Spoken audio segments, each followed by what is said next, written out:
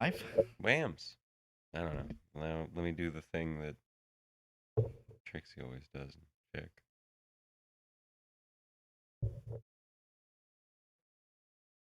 That's a microphone.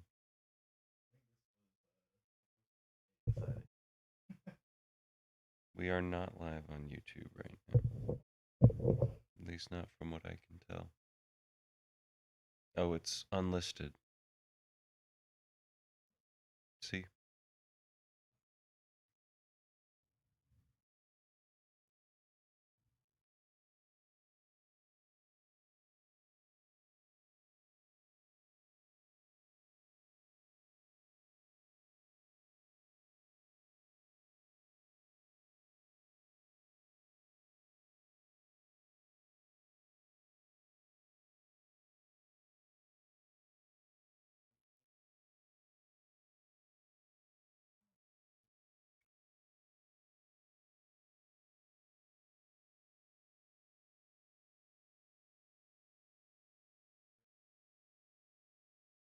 It still says unlisted, but I'm not sure. Because it says it like up there. No, it go burr. I believe we're live. I'm looking at myself on YouTube.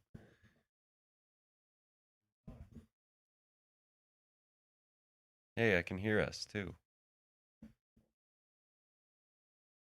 Big wins moment. Behemoth, what are you doing? Big guy moment. Where do you want to be, bub? He's getting kidnapped. Hat nap. There you go. That's where you chill. Or there, but not in front of the screen, please. Oh, or directly back in front of the screen. Thank you, Behemoth. Can I get a WAMMS in chat? You've already WAMMS. put WAMMS in chat a couple times, and thank you for that. It up. Big Airy May in the chat. It says these are glow in the dark, which Huh? I don't know. On the box, it says glow in the dark. Seems like a silly thing for alcohol. Yeah, for like a cover of a beer.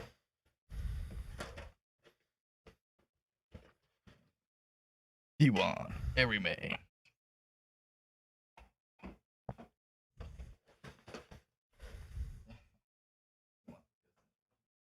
He is, always. We should get a Behemoth cam. Did a Behemoth cam? Yeah. I guess I one right there. How was your week? Hold on. I'm trying to get the mic closer, but could have been better. I agree. Yeah. But it's over now. Monday. It's a whole new week. Yeah. Whole new week of whamming it up. Potential that WAMMS is on Mondays now. No, it is. It's just going to happen on Mondays, though. But because it could be that like you know, I told them I want to be on Saturday, off Tuesday, and they told me like a couple people told me yeah, and then Scott comes in and goes, "Oh, we can't do that." So it's like, Oh, well. but if it's just said and done like the way I want it, then WAMMS on Mondays. Which means we both get to stop going to work incredibly hungover, which Yeah. I'm excited about. Right. Especially after today. It also just fucking makes it play harder to sleep and have like work on people's cars, and I'm just like, fucking put wheels on and shit. Yeah, Tires. I don't enjoy selling cars when I'm incredibly hungover. It's not fun. What did I do this week? I don't remember what I did on Tuesday, not even a little bit. But yesterday we went to Monticello and hung around Charlottesville for a while. I tried very traditional like British fish and chips with curry sauce and mushy peas. And I was very, very happy with that. I thought it was super nice, super good. Way too fucking expensive. It was like $30. Um, $30 for fish and chips. yeah, so the fish and chips themselves are only like $19, but they had these the mushy peas and the curry sauce for like $3 each. And it's I had just asked the guy like, "Hey, what do you recommend more, this or this?" And he just charged me for both of them, and I was like, "Well, I do want to try both of them, but He's like, oh, okay, you're gonna try them both now. yeah." Getting everything right now. It was very interesting. I liked it. Other than Monticello, we also went to Carter Mountain Orchard, which is the apple orchard the next hill over from Monticello, where there is a Bold Rock cider thing, and there's also like an orchard where you can pick your own apples, and they have really good apple cider donuts. I've never done any of that because I think picking your own fruit is a scam. Really? What before? They charge you to do work. Like when you go to an orchard and you like, Yeah. oh, fill up a box, you can walk around the apple orchard and do it Yeah. yourself. It's like, why the fuck would I do that? You have boxes of apples that cost less. I can definitely agree. Yeah, because it's like you could just buy their shit there, right? Like, Yeah. um, and the one time that I've actually picked fruits, I picked strawberries, and they all went bad the next day. Yeah. I was expecting them to last a couple days, and like I don't know, maybe turn them into fucking jam or something. I didn't really have a plan for them, but it was like the next day, all of them looked like shit. I was like, oh, I guess that is what it's like when you just pick them right off the plant. um, Or they just gave you the shitty strawberries. well, I picked them myself. I guess I just didn't know what were the right strawberries. Maybe like a few of them were already bad. I hadn't and it just even made the rest thought of them about that aspect of it. Of like, yeah, you don't know what fruit looks like when it's good. Yeah, You're it's just like picking the ones that are. Oh yeah, that's a strawberry. right, and it's like I think potentially also true with apples. It's like, with an apple, it's supposed to get to like a certain Ripeness. red, yeah, like a certain level of red. As soon as it turns red, I don't know if it's exactly the best it's gonna taste. Like it could just be, like red I've- plus the correct size. I've eaten Gala apples that were red and yellow, and they were great. Yeah, and it depends on the apple. Yep. All right, I'm free. I have my cable. Hallelujah. What else other than Monticello? Oh, we went to Draftcade, which is like apparently a thing. I didn't know about this. The Funny Bone is a comedy club, and I was aware of this being like a chain with a bunch of different locations. But next to the Funny Bone, and I think this is true for all of them, is a place called Draftcade. And they're like, it's the same branding, it's the same everything, which I thought was a little weird because I don't inherently think, oh, stand-up comedy, arcade games. I don't see the connection there.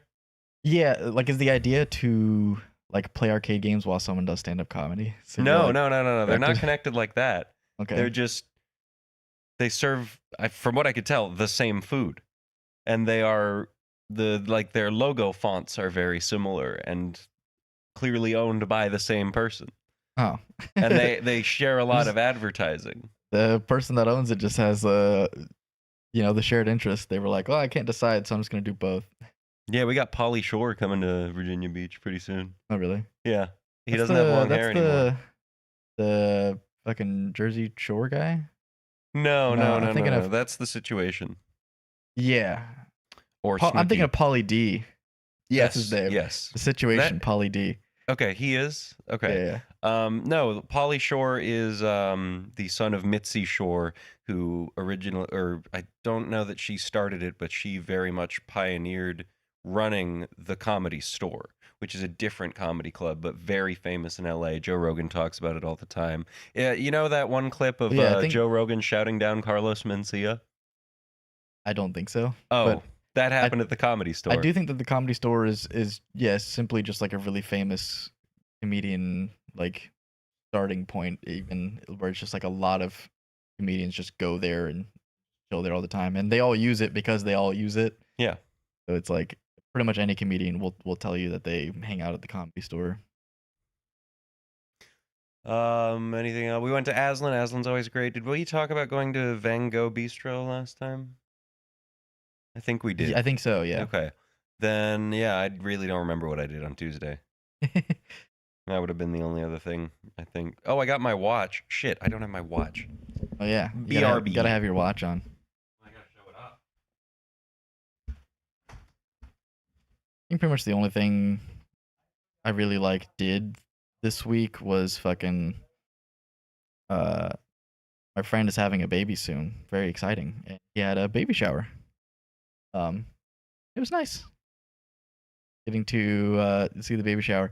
I do want to wait for Bird to come back so I can describe the whole situation because I definitely dropped the ball with the baby shower. But yeah. So I was just explaining that I think pretty much the only thing that I did this week was Alan's baby shower. Oh, yeah. Yeah. Wait. Hold on, show off your watch. Oh, yeah. So I've been wanting this watch for a couple months now. It's a Belova. Oh, God. That's... It's not showing very well. Yeah. But they have a Frank Lloyd Wright collection. And this is my favorite one out of those. I've been looking at it for a couple months, as I said. And it's just really, really cool. It's an automatic watch. So it winds by you wearing it. It's also green, and I really like that. And it's just fun. Wait, what? It winds by you wearing it? Yeah, so that is what automatics typically mean when you see that in the description of a watch. To get it started, you can wind it like this. Yeah. But there's a wheel in the back, you see? Yeah. I'll try and... It's not going to show. Oh, no, you can see it. So that... let's imagine I'm wearing it. That's basically the motion it goes through, and then it spins. There you go. Yeah. They're sweet, right? Yeah. Yeah. We had grog originally, but we got in a household fist fight, and so the grog got drank. Yeah, we all recovered very quickly. I had a black eye, I had a broken arm. I don't know what happened. What injuries did you have again? What was it? A broken femur and a black eye or something?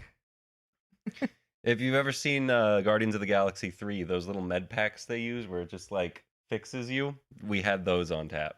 Oh, we used the what are they called? The blue potion from Fortnite. A chug jug. Yeah, we hit a chug jug. Yeah. we have extra armor now. But so on the way back from Charlottesville and Monticello, we did stop in Richmond and get grog, and we all drank grog. It's fine. It tastes like ramen. I'm sure I'll get it again at some point when they release a new flavor, or somehow someday get the Australian version over here because the US version is just a wine-based cocktail.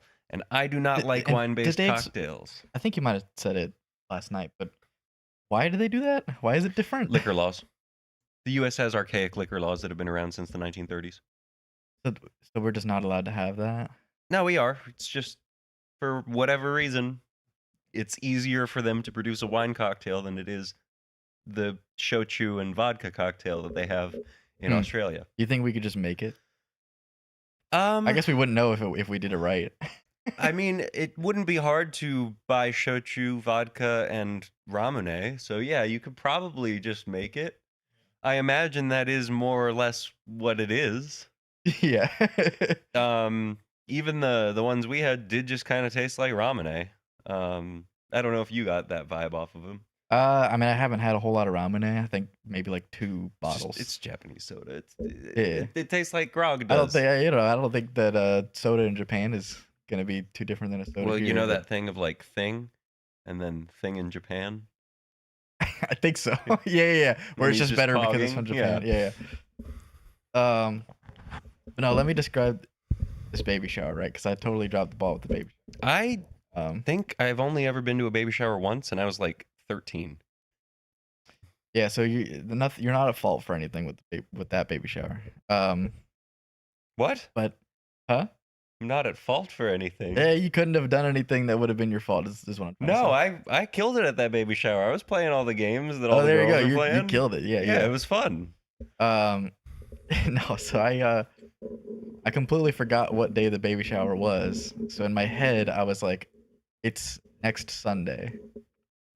It was not next Sunday. It was yesterday. It was yesterday. And so the baby shower was supposed to start at 3, and my friend texts me at 3, and it's like, You coming to the baby? "Hey man, you just you coming?" And he said it. He didn't say it like that, but he just sent a text that I read as he knew that I was going to forget, and he sent me this text, and I was like, all right, at least he knows me well enough to not have gotten pissed off about it too much. But I was like, I swear, I just thought it was going to be next Sunday, even though, like, every time I've looked at the fucking RSVP, oh, August 9th. I was just like, all right, August 9th, August 9th. How I am. I even put it in my Google Calendar. It's just I have like a million things on my Google Calendar now, and so it probably just showed up as one of the other notifications. And I you didn't just went, notice it. whatever. Yeah. That's why I have never. I'm really bad about this. The only things that go in it's an Apple calendar, whatever. But like when I buy movie tickets, that for whatever reason auto populates. Yeah. And so I remember, or I think because we booked the Alaska cruise for next year the other day, and I think that has auto populated in my calendar, which is like, yeah, I'm not gonna forget about that. But that's the other thing. I usually know when stuff's happening. I don't really. Oh, yeah, that was weird. Maybe that's Banshee. Banshee wouldn't do that. Whatever. But yeah, just like remember stuff, guys.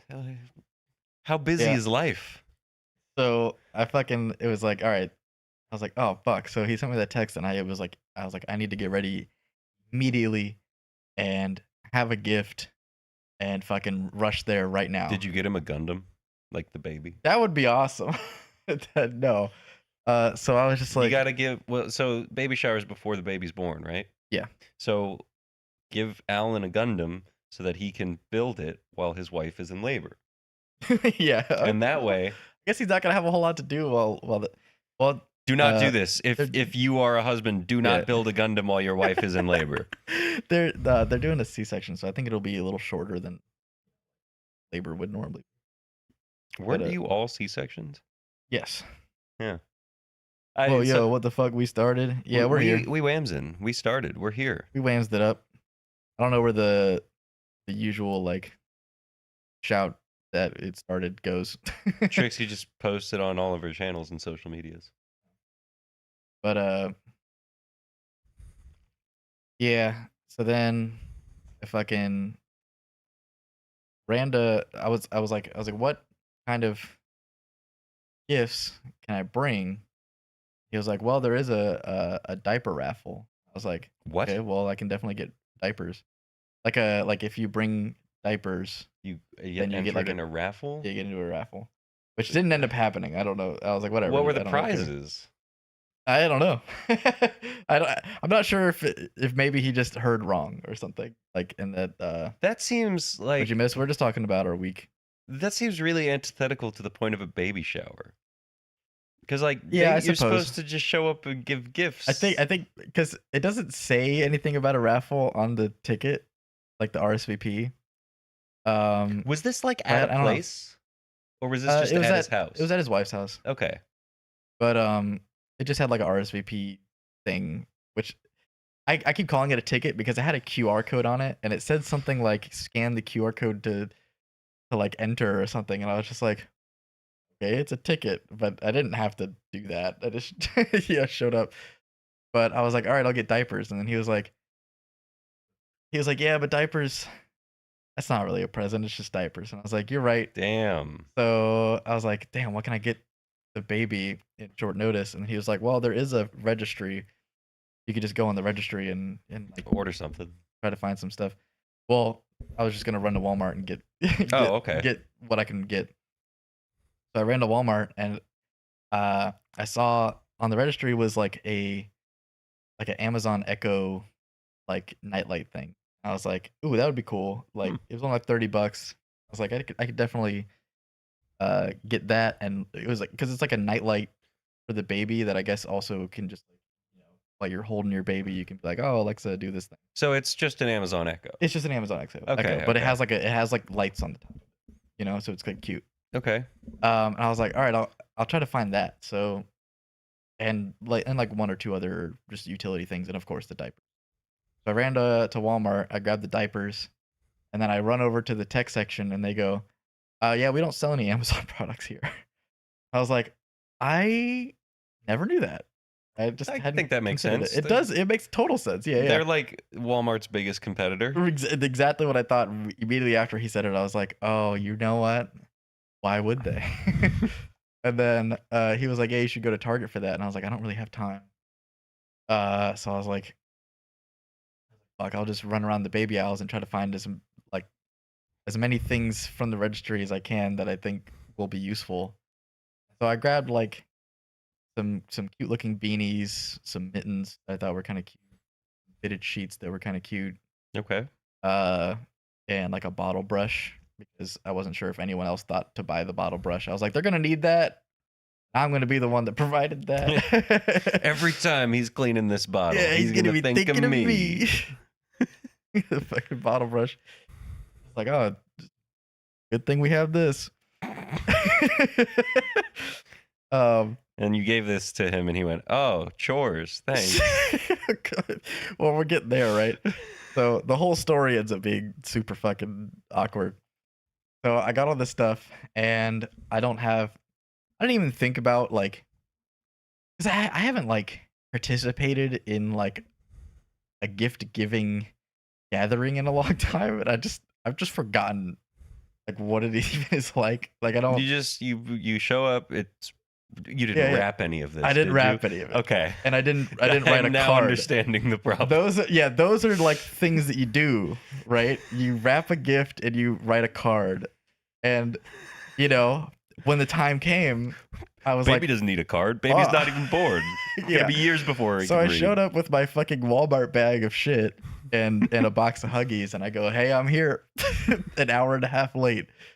And Alan's just like, "All right, like thanks for coming." He's very Alan's chill. He's very chill. His wife was really chill about it. And I show up, I'm just trying to just make myself a part of it and kind of just be there and talk down a little bit. And then I started eating. Are you a Jehovah's Witness shade? No Christmas, no birthdays? Well, it's just that the only person I think that's been giving me birthday gifts is my girlfriend. When is your birthday again? November 29th. Oh shit. But and it typically doesn't need to be wrapped. Whatever, you just hand it to me. And then same thing with me for her birthday, and then I'm just always so poor. I'm always just honestly, I don't even know if I could do any cool gift. Just maybe I could slide you $20 or something. That's the way me and my brothers give each other gifts, because I'm a twin. My brother and I, at this point in our relationship, will just go on to each other's Steam wish lists. I don't have a Steam wish list, really. Yeah. So my brother will just pick a game and go seems like you'd like this. Yeah. And he has been right 100% of the time.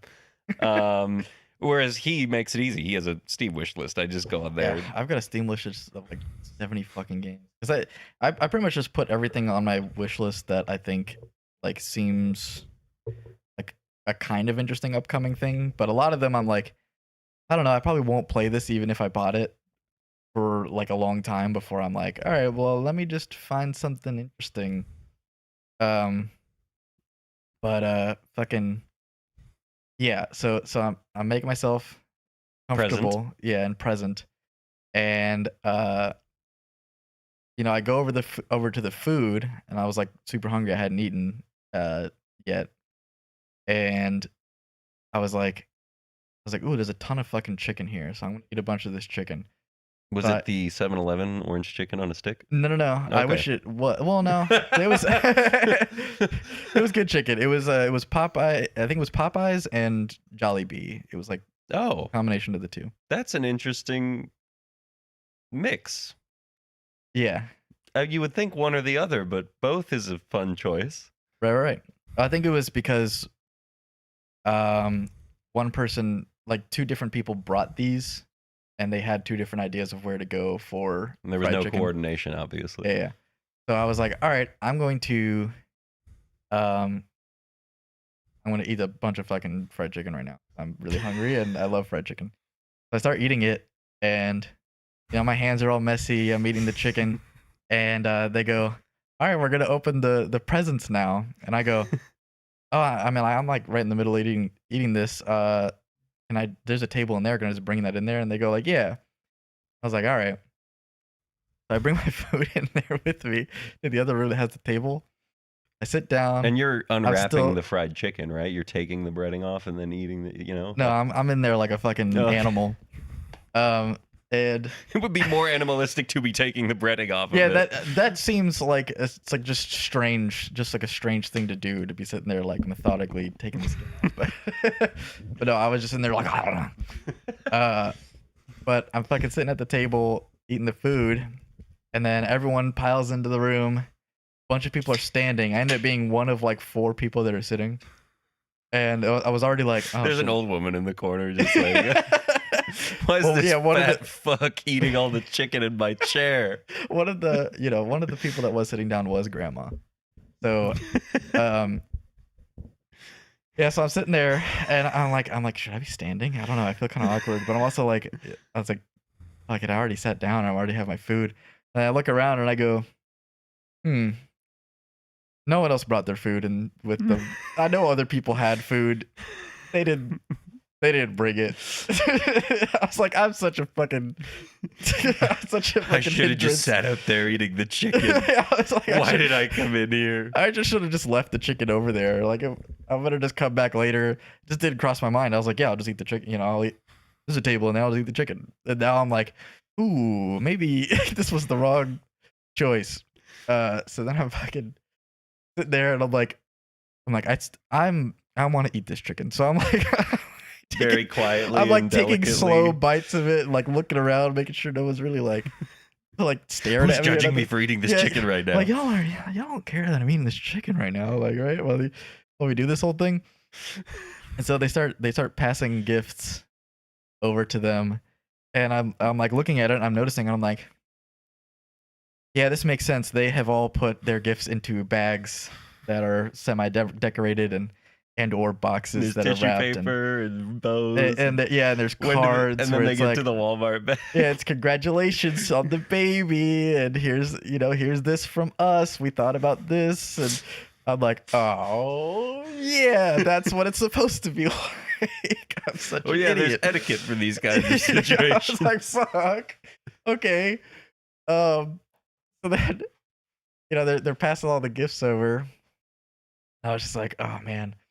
And then I get a call. And I'm like sitting there with my like chicken greased fingers, and I don't have a napkin. I'm looking around for a napkin. I'm like, there's no fucking napkins in this room because this isn't the room for eating the food. So then I was like, shit. So then I just like pick up my phone and I run out the back door, which is right there. And I'm just like, I answer the phone, quick conversation. And then I walk in the back door, and I look up. Everyone's looking at me. I was just like, you did just kind of run out. I was like, I don't know. I feel like everyone heard my ringtone. Like, I was just out there to take a call, and they would go, they go, oh, they're about to open your gifts. I was just like, oh, okay.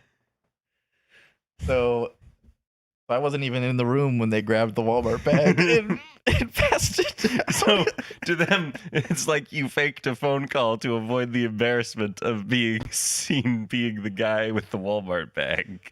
Yeah. So then, they they go through and they see everything, and I mean, his wife is being very polite, and I think maybe she enjoyed what I got, but I could tell there was like a hint of like this is lazy. I'm just like I feel bad. I'm like, yeah, I definitely should have spent the last like couple weeks that I've planning for. I mean, I've known for like months that it was going to be in the future, And I could have at least spent like the last week fucking getting ready for it, and then I was just like, well, it's all said and done. So then I fucking, they were done with the whole gift giving part of it, and I was like, all right, cool. Like it's time for the end of that shame. And then they were like, all right, yeah, here's some like blank bibs and like onesies, and they had like Oh, and you like templates draw on it? yeah, and I was like, cool, I'll fucking draw something cool. And then I did, and that was awesome. Then I handed that to them, and I was like, here you go. Here's a cool onesie that says Uncle Shade on the back. Hopefully you take a picture of him wearing it. And I'm the drunk uncle, If this baby shower wasn't already about me, here's a onesie. Well, I wasn't the first person to do that. No, I'm sure. A few other after people the chicken fiasco. It was funny. And then then afterwards I just spent a couple hours talking to Alan. Yeah. Cool. That's 30 minutes of pre-show. We should show now. Yeah. I just thought that was really funny. It is really quite hilarious. Really funny story. I figured I'd share it. But we can go ahead and head into WAMMBS. I haven't drank enough. I don't know if I can even chug this though. Crazy taste. Yeah, I haven't. The first one I had was the blood orange one, and that was like ridiculously sweet. And I am not used to that in blood orange flavors. And caramel apple, I'm kind of scared. I mean, it kind of tastes like a caramel apple, mostly just a sour apple. Oh no, it's caramel. Yeah, definitely artificial caramel flavor. Yeah. It's interesting. Oh yeah, definitely the fucking. Gary always said, I feel like they could make a late 2000s awkward, quirky girl sitcom about me. Are we learning today that you snuck onto Earth and are figuring out human customs? Maybe.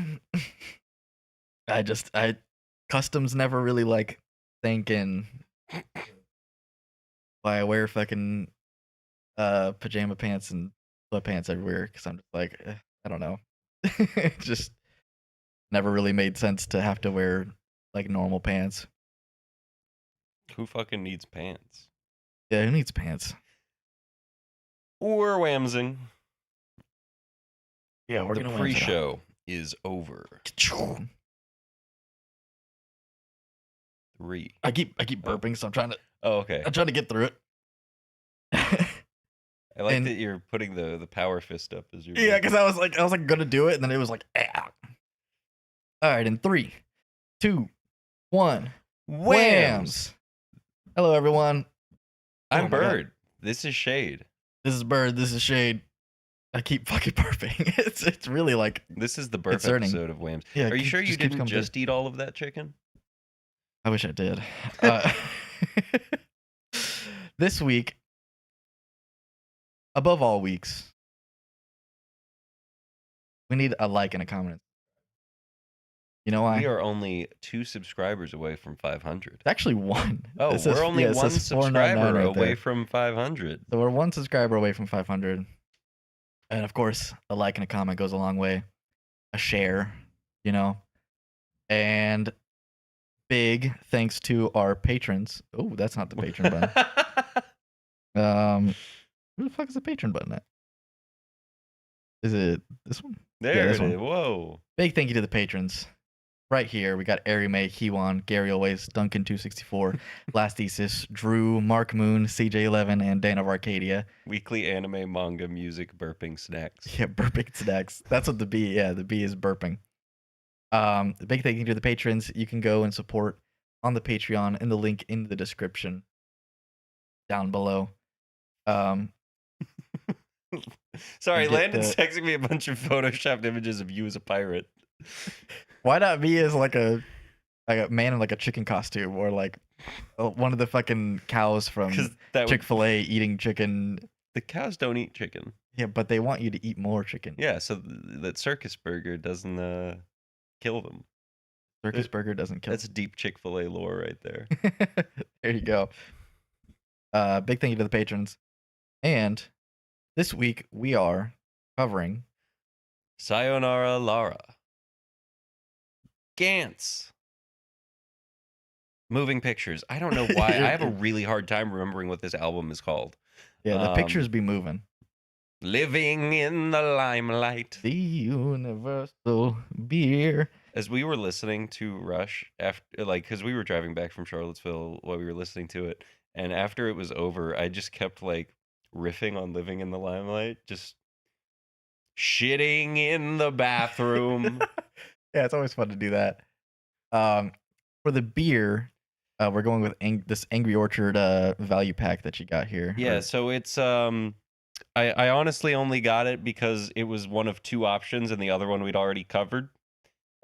Which I kind of wish I got that one anyway. This one's it's got a super Halloween-y feel to it, but it's Halloween. The Scream thriller pack. There must be a new Scream movie out.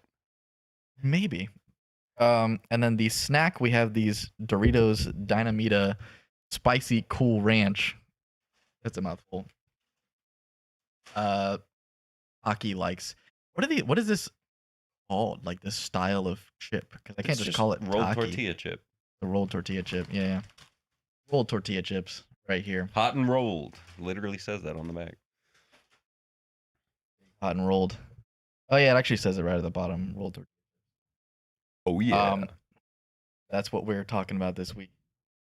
And let's get right into it. Let's get right into the news. I wasn't doing and let's get right into the news. I've been having this in my brain, just having some sort of. What is that a reference to? Let's get. I think that's Keemstar. Maybe. Yes, it is. At first, I thought it was something that Victor said. I thought it was Ray William Johnson at first, but no, it's Keemstar. Maybe he said. Maybe he was the original person. Ray William Johnson. But we have another connecting theme, right? Because I'm trying to find. Something that can connect all the things that we discuss, right? And I think probably the theme that connects these the most is loss. You really pulled loss for this. So not this meme, although maybe the concept of loss. Yeah. Maybe you could. This meme is. It's really just that I forgot about this meme. I googled the word loss. What is loss? I was just like, what's a good picture to represent loss? I don't know, because last time suffering was in the manga, so I just picked the picture from the manga. And then this time I was like, what can I use for loss? So I just googled loss, and then I was like, oh yeah, there's a whole meme. There's a whole meme called Loss. So what's worse, what they did to Loss or what they did to Billy Joe Armstrong with Wake Me Up When September Ends? Am I familiar with that? So Wake Me Up When September Ends is about, I believe, him losing a family member. I think it's his dad. It's his dad dying. And the song is about wanting to just be awake when it's done. When it's over, he doesn't have to deal with it anymore. And so the meme of that is whenever it is September, hundreds of thousands of people just say, oh, don't wake up Billy Joe Armstrong. Don't wake him up. And he has publicly come out and talked about how much he fucking hates this because the song is about his dad dying. Yeah.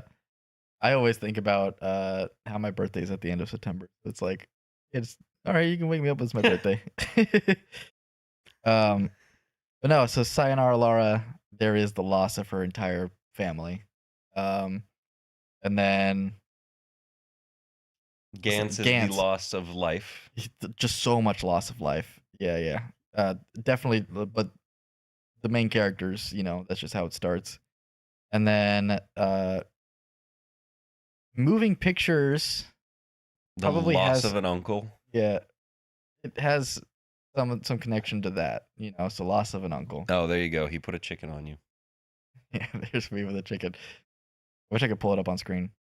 Well, I'll send these to you so you can do this.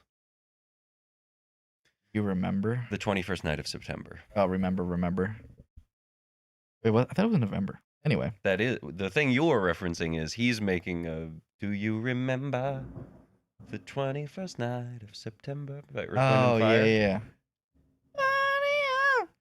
You know, the Despicable Me song. No. I won't let them have it. Hello, Mayday from space. Welcome. Henwo, Henwo. All right, we'll move into the anime. Bring that down. Pull up anime right here. And we'll hit a 3, 2. 3, 2, 1.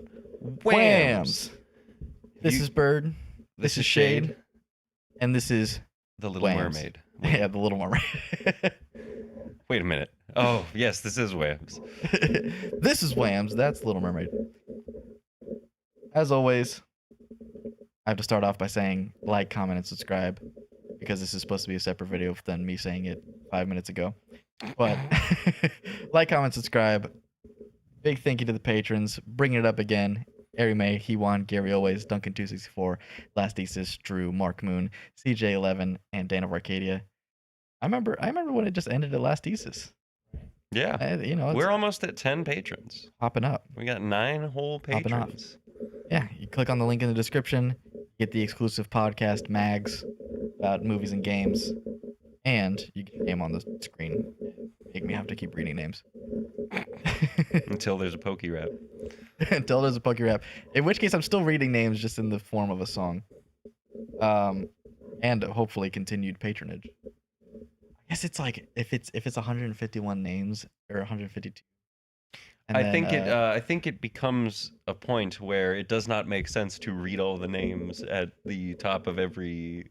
Yeah, it would just be like the credits thing. It would be what we do at the end is just sit there and rattle off all the names, or probably make the name reading thing a higher, a higher thing. Yeah. Anyway, we gotta get the rubric up here. Oh yeah, We got a formula for the show. We got a process. got a rubric. Wait, what happened to the? Because it just said like compare it to another thing that was the same score, and we've never. No. So I was just like, fuck it, I'm removing it. And then I was going to write something like,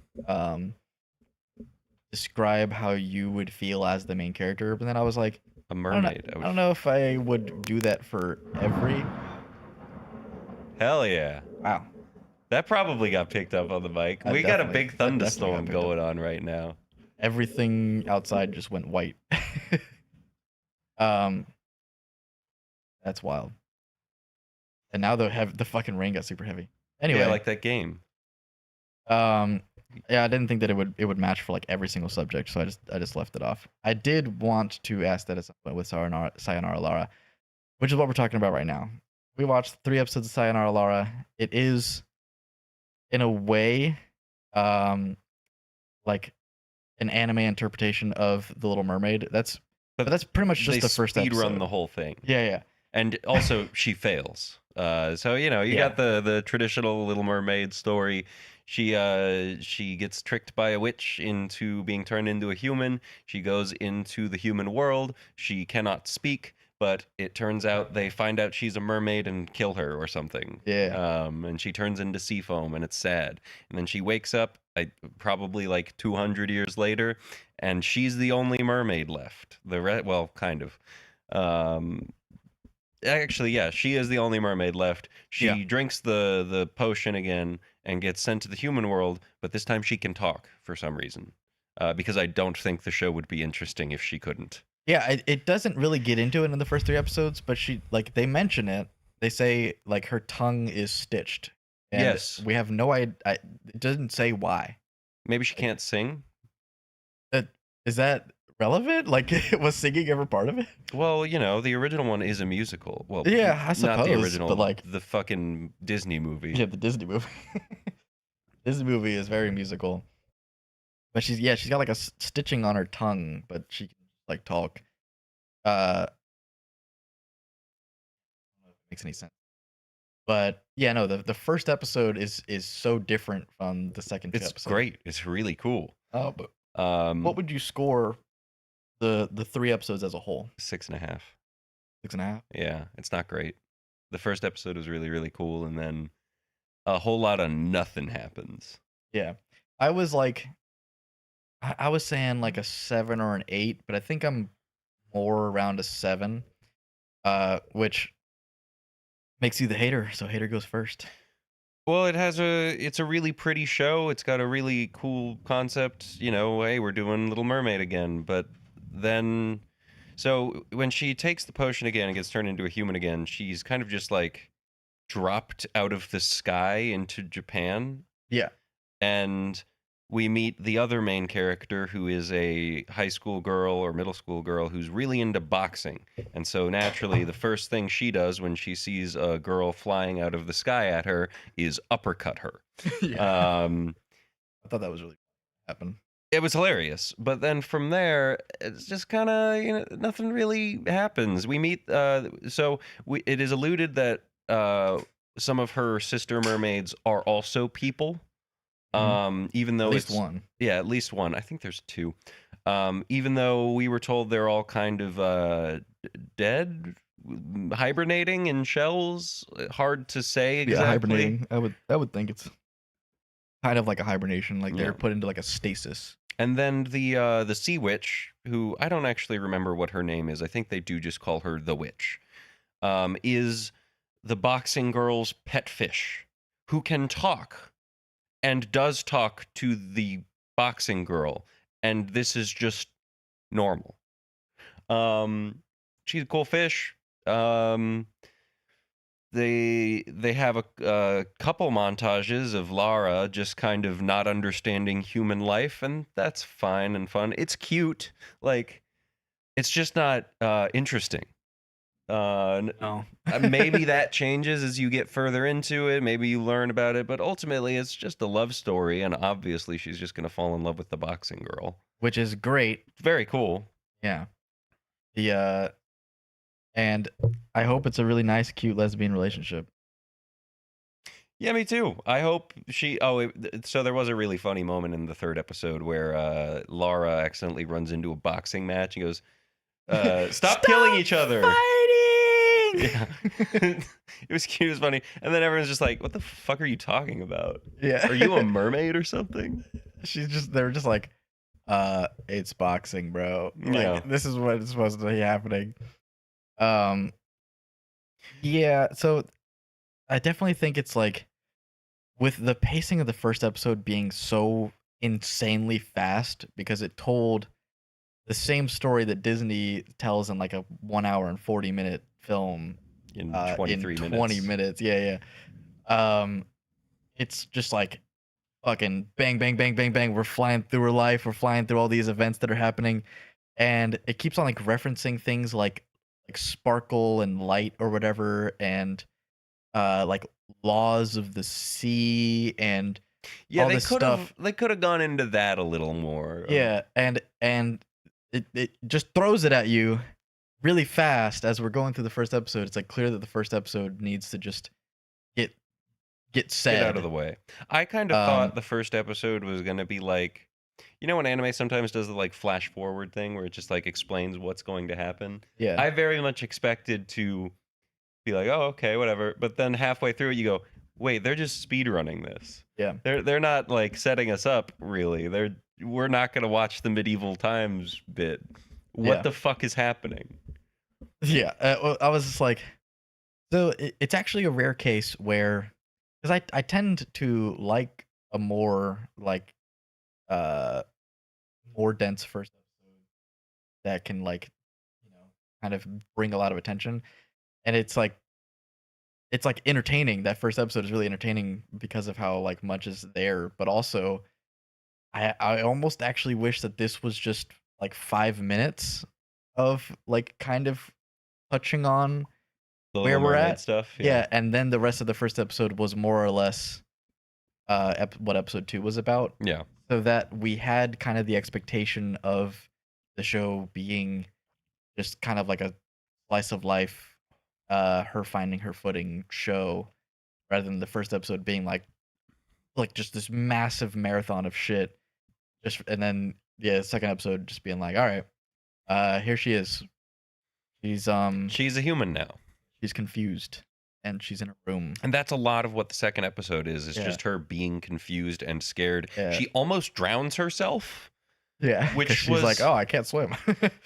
Yeah, it's like, oh, there's not a place for me in the human world. I'll go to the water where I'm happy. And then she is obviously drowning because she thinks she could just go into the water and breathe, which is incredibly dark and sad.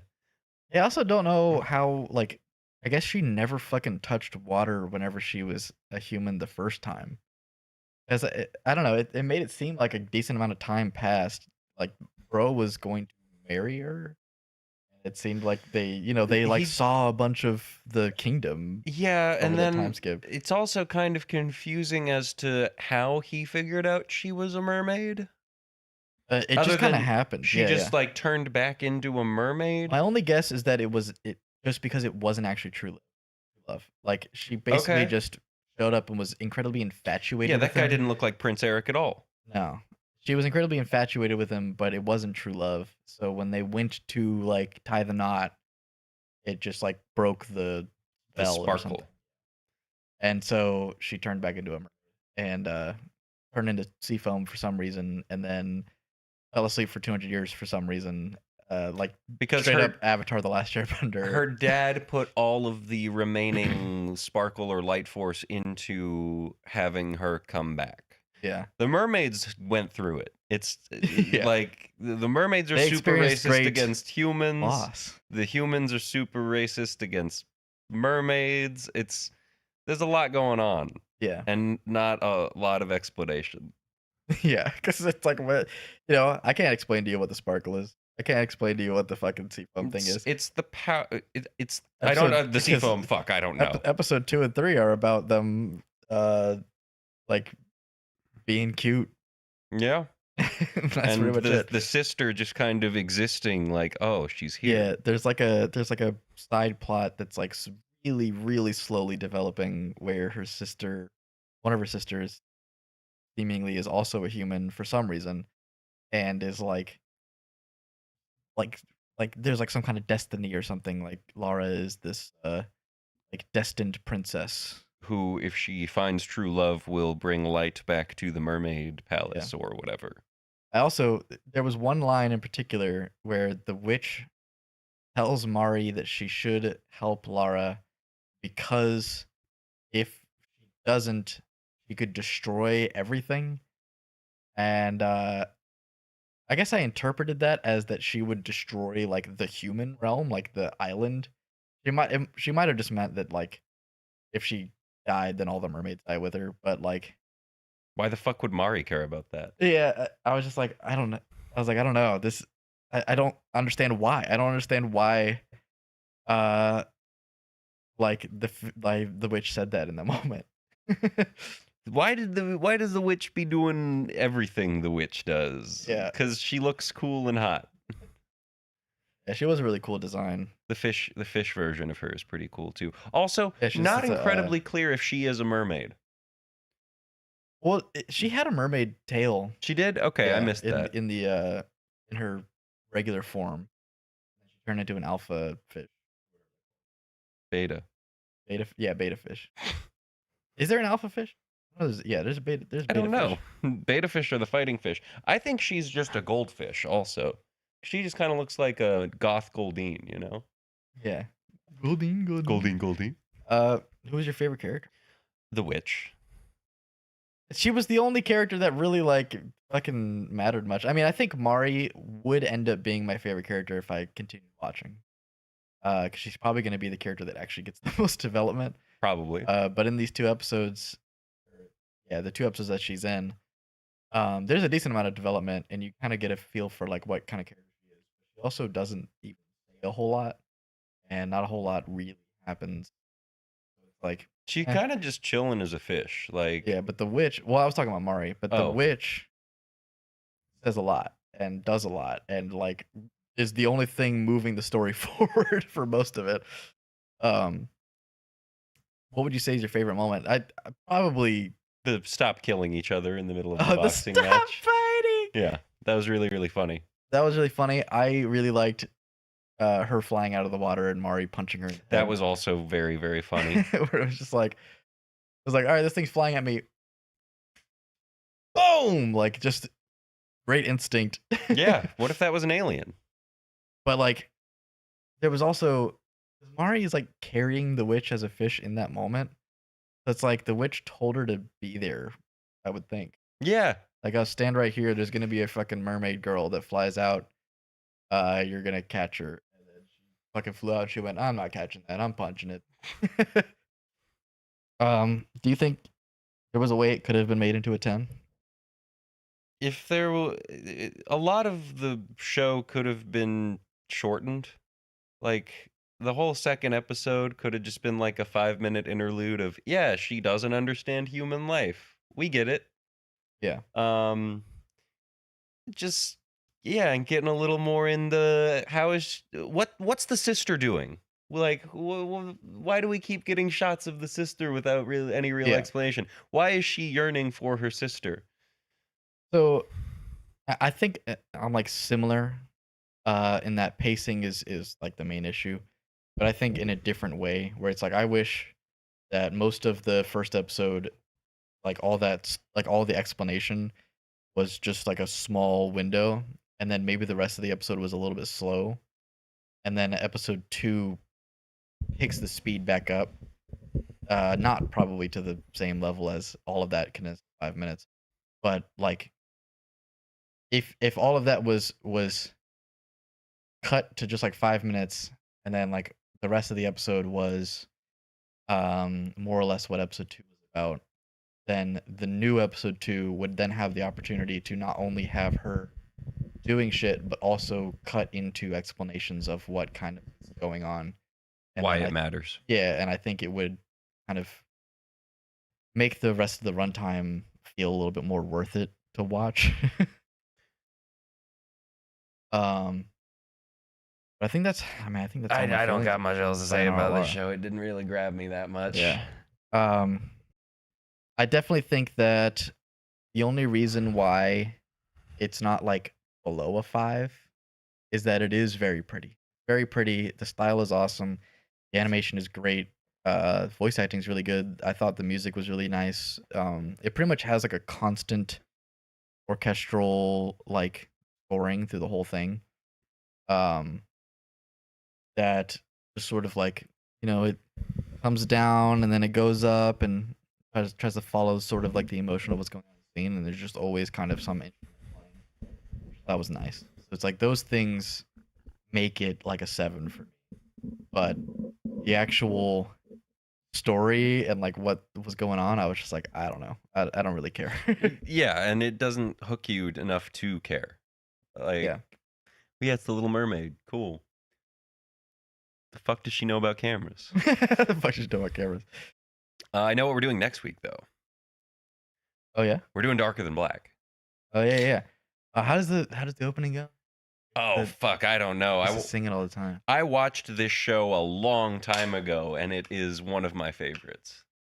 I never actually watched it, so the way that I would have seen it at this time was Trixie watching the show and reading the subtitles out loud to Victor and I. That was how we were watching anime in like the real early days, because we were like committed to the not watching dub thing pretty fucking early, but I couldn't read that fast. I don't think Victor could either at the time, but like that was basically my excuse. That I was like, I don't know, I just can't read the text fast enough to like know what's going on. Obviously, eventually, I got better at doing that. Yeah, so I don't actually have any memory of what Darker Than Black is about. Like, people have superpowers, but they have to do, what do they fucking call it? I don't know. It's a consequence, but they have to. There's a condition to activate the superpower. A persona. I shoot themselves in the head. Sort of. One guy writes poetry. That's his condition. What do you? One lady consumes cigarettes. I gotta write a sad poem to make my power start. Yeah, it is. Consume cigarettes. That's like that. So much worse than a poem. How many? Is it like just one cigarette? Just one puff? I believe. So I don't know if this is gonna be in the first 3 episodes, but I believe she just like eats a pack of cigarettes. Oh my god! Like she just eats it. Yeah. So fucking smoking's too slow. So she's an opera singer. And Yeah. smoking too much to activate the power would ruin her voice and therefore make her power. So she eats them. Clever Clever workaround. All girl. right. Yeah, that's what we're doing next week. Darker Than Black. And with that, we are done. Sayonara Lara. Sayonara, Lara. Yeah, our pre-show was longer than our anime section this time, but Was not it? a whole lot. I feel like it was both 30 minutes. probably around. On my buttons. Taking this off the screen. No. Putting this on the screen. Gantz. Yeah. Also Gantz. known as titties. Yeah. So many titties. On 3. Well, on 1. 3, 2, 1. Gantz. WAMMBS. That's Bird. That's Shade. That's Shade. This is Turtwig. That's Turtwig. I love this Turtwig. He's a cool dude. I got him at Military Circle Mall. Rest in peace. Rest in peace. Doesn't exist anymore. There's apparently a lot of videos of people just like breaking into that mall. Just Well, like walking around. Yeah, it's still there, and it's kind of like it's kind of a liminal space now. You break in, but I think that there are like dangerous people in, like. Yeah, duh. I think you break in there, and it's like there's like gangs probably. Well, that's yeah. You break into homeless Military people. Circle Mall, and then 5 dudes with like slicked back hair and pinstripe suits start going. Not that kind of gang. It's a gang. Yeah. That would be fucking sick, though. I think that would convince me that I have entered the Gantz. Like, I'd be like, oh shit, these are aliens. I'd be like, where's my fucking gun and my suit? Anyway, big shout out to the supporters. Harry May, Hewan, Gary Always, Duncan264, Last Isis, Drew, Mark Moon, CJ11, and Dan of Arcadia. Wow. What an amazing list of incredibly handsome and beautiful people. The beautiful people. The beautiful people. And you can be part of that list as well if you go to the link in the description. Click on it. Give me $5 a month. $5. And you show up right here. And you get an exclusive podcast called Mags. We talk about movies and games. Movies soon. Yeah, when you see Spider-Man. Yeah, when I see Spider-Man. So, quick aside. Did you see that Robert Pattinson is going to be playing Chris Hansen in a movie? Yes. I think it's really interesting. And I've seen his voice for it. And I was like, this is going to be great. I think it'll be awesome. I haven't been this excited for a movie in a while. Yeah, I'm super excited. I showed everyone at work the trailer today because somebody was saying, imagine the casting for the pedophiles. Like, imagine like accepting that role, and then going on like later to fucking to like be cast in something else, and it's like, oh, that's that pedophile from Primetime. Yeah. Get these beggars out of here. It's it's similar to like being like a Joffrey, although Joffrey actually came back recently. It's called House of Guinness. I don't know. I don't even know the guy's name. Yeah, I mean, he was like a famous actor already too. Yeah. Like, but he just got immediately turned into Joffrey. Yeah, it's my understanding after Joffrey, he just kind of like took time off and did real stage shows, and then his most recent comeback was the House of Guinness thing, which I thought was really good. I liked it a lot. It's about Guinness, like the beer, and how it was made. Pattinson been on a good run. Yeah, what was the last thing he was? Odyssey. Oh, he was in Odyssey? Yeah. He's like the big evil suitor. Yeah. Hold on, I was reading this comment. I don't know anything about the Odyssey. I haven't watched it. Or looked into it at all. I never read the book. I don't know if anyone has. Yeah. There's definitely a lot of icky in this manga. So I didn't say like, comment, and subscribe. Like, subscribe, and comment, WAMMBS. These 3 things are the holy grail of what makes the Holy Trinity YouTube work. YouTube loves it when you say like, comment, subscribe. Does it do the, you know how like when people record a video and they say subscribe, the subscribe button like lights up? Does that happen on stream? I don't think so. Like if I say I believe that subscribe, is something you have to like time code. really? I don't know. I've been. That's like I just learned the Tooth Fairy wasn't real. Yeah, I don't think that's just a thing that happens. That's how everyone makes it sound. Yeah, no, I think you can just have it pop up on the They'll always screen. be like, "Oh, did you know if you say subscribe, the button?" And I'm like, Oh, "Oh." maybe. I doubt that. That's the thing is that it's like I was like I don't know, it's super inconsistent because I see a lot of people say subscribe and then I don't see the button light up, but then I have never once seen this happen. you never once I've seen never it? even heard of this happening. Oh yeah, I've seen it a bunch of times. I- Like I- the little subscribe button lights up. Oh, Yeah, yeah, it's got like a little rainbow border and it just goes like subscribe. maybe I gotta watch YouTube videos on desktop. I don't. Yeah, I guess it probably wouldn't show up on mobile. Big Gantz moment, right? Is it possible to comment when it's still live? Yeah, I think have there's to- a regular comment and then a live comment section. The live comment section is just the chat, but then not live comment, like video comment for the stream. But you also need to comment WAMMBS on everything. On everything. Even Go to cold ones. like find an obituary and Ooh, WAMMBS. not saying don't do that, but Probably should do use that. your discretion. No, don't do that. But yeah, big Gantz moment. How would you score this? I think this is like a 9.5. It's really fun. Yeah, I think it's deserving of at least a 9. Yeah. Despite like a lot of it being just like super dumb. Like I think a lot The of it is Onion pretty Boy dumb. is strange. Yeah, well he's really silly. But it's like there's a bit of an issue. I read like 280 chapters of it. I read 30. Yeah. So the 30 chapters, if I'm remembering correctly, Doesn't really explain a ends- lot. yeah, it ends like right before the second time they go into Gantz. Yeah.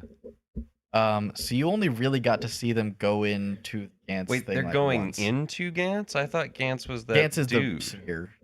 But there's a dude in there. Yeah, Gantz.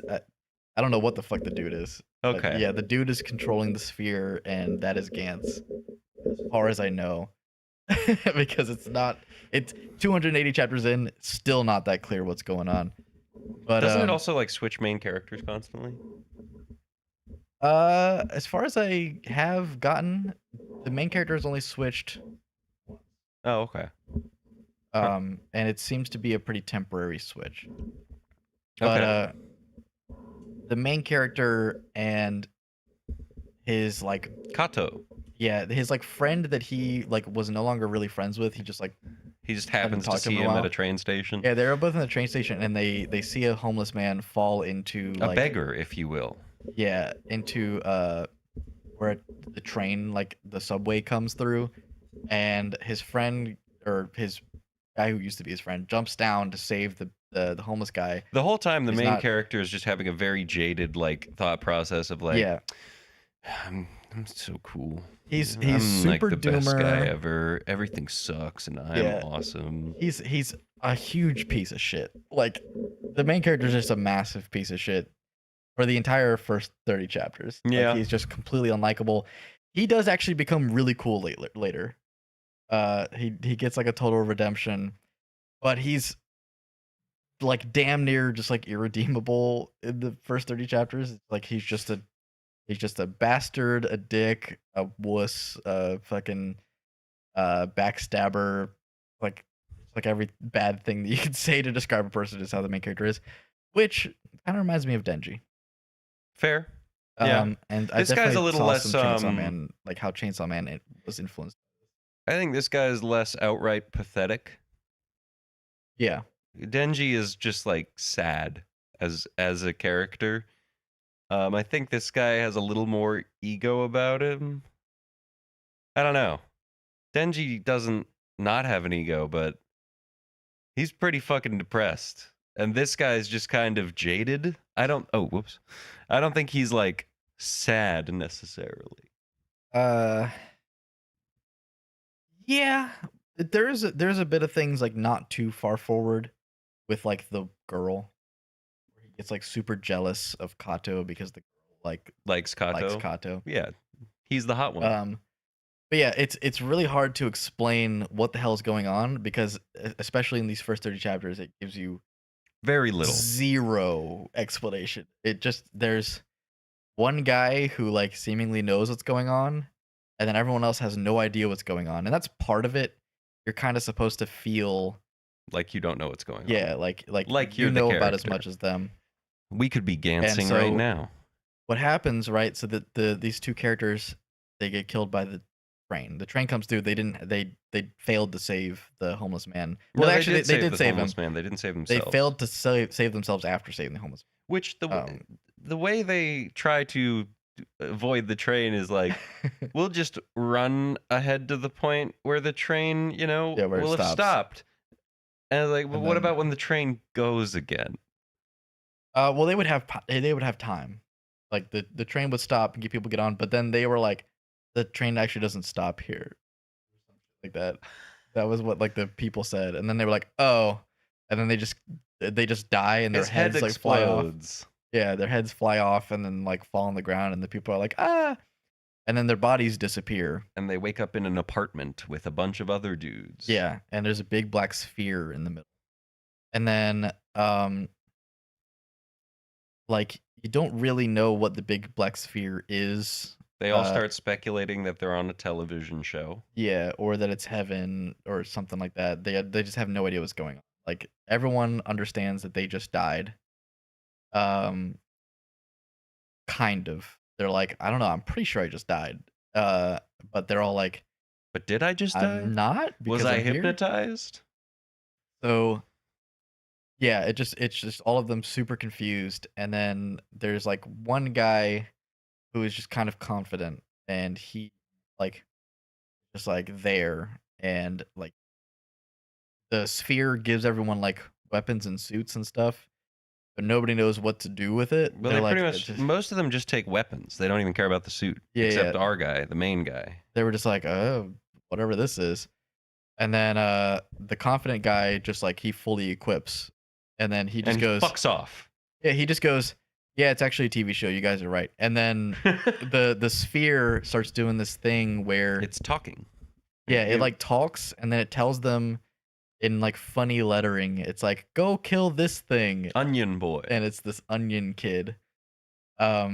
Which then it like slowly like inch or like it like centimeter by takes centimeter segments of them. Yeah, like it slowly like deletes them from the head down, and then like recreates them in like in the middle of Tokyo. And then yeah, most of the first time they encounter Gantz is just them not knowing what's going on and like fucking around with guns, and most of the side characters die immediately. Yeah, they die immediately. They like fuck around. They end up killing the Onion Boy, which was the goal. So congratulations. Yeah. But then Onion Man shows up. Yeah, Onion Man shows up, and he just slaughters like everyone. And then they also show that like if you leave the radius of what Gantz like allows you to be in, your head will explode. So it's clear that they're like trapped. And it shows like how their weapons work and stuff like that, which is kind of cool. It's like a weird like ray gun. Yeah, I was pretty unclear on how the guns worked. You have to pull both triggers, right? You have to pull both triggers, and in this point in the story, it just shows that the first trigger seemingly like activates an X-ray. Yeah. And then the second trigger pulls the trigger and like shoots it, and then there's a time delay. Whatever it hit, it just like explodes. But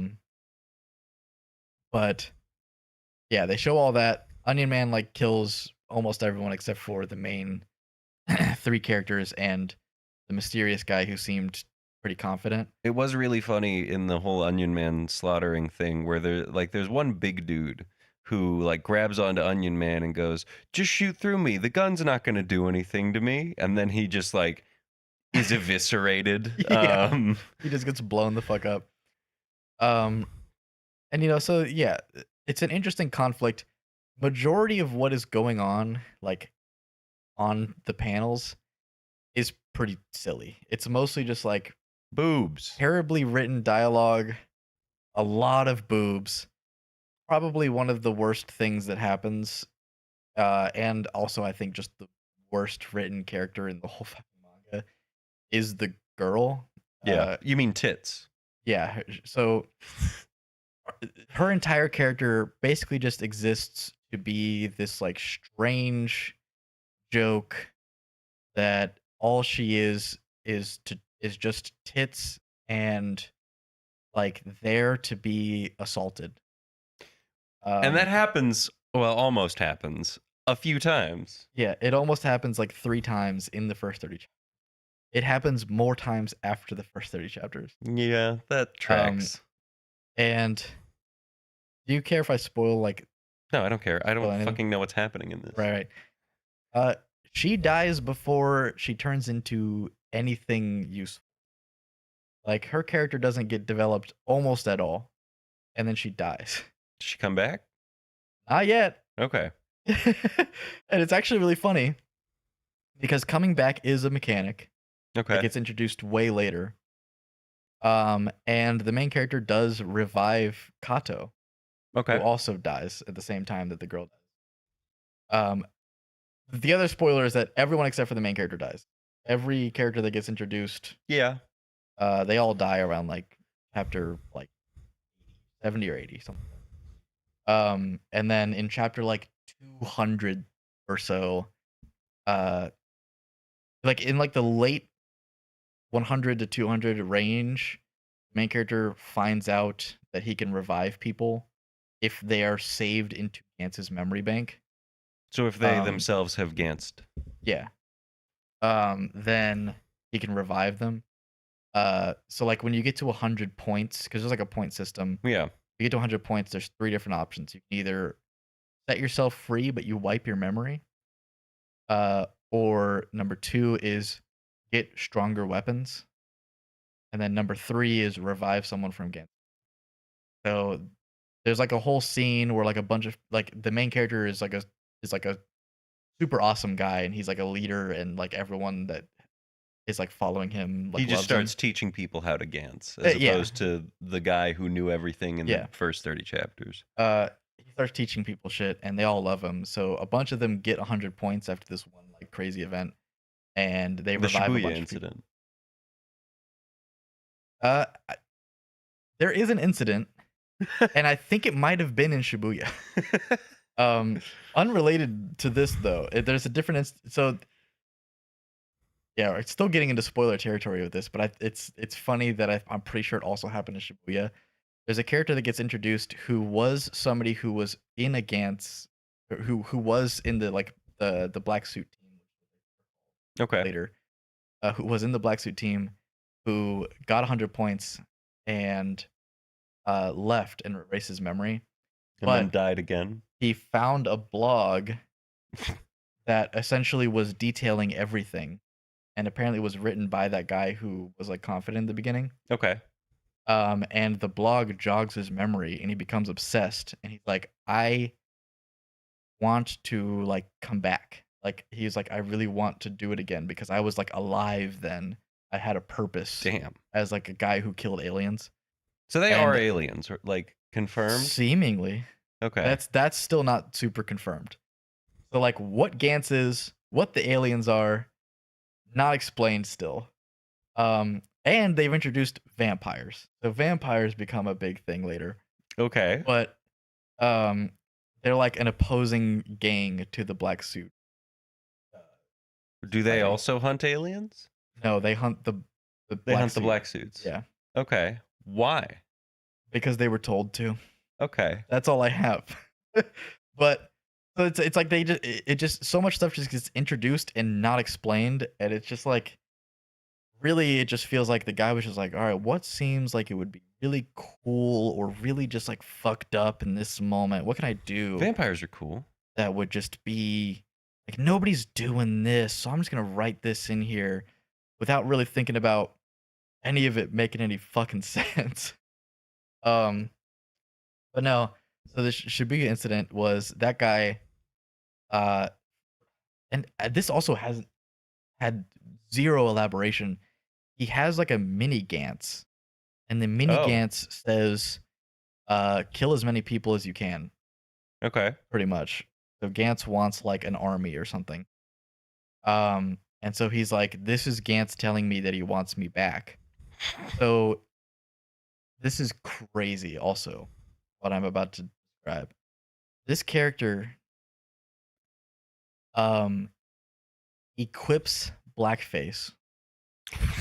This is actually what happens. He disguises himself as an American black man. Okay. Like to an amazing detail. Like he So he doesn't look at the same he's character wearing anymore. a disguise. It's not like he it's not painted like- it on, but like Oh, okay. no, it's definitely not like, it's not like he doesn't look like a minstrel character, no. Okay. But it's like he's putting on blackface. That is what he's doing. He's disguising himself as a black man. Specifically, like they make it a point, and it's like super. Is it like a special black man? Is it like a? No. It's just he. Okay. Yeah. And again, it's like the writer was just like, whatever's gonna be, like, no, nobody's gonna do that. I'm gonna do that. And so he did that, and I was just like, okay.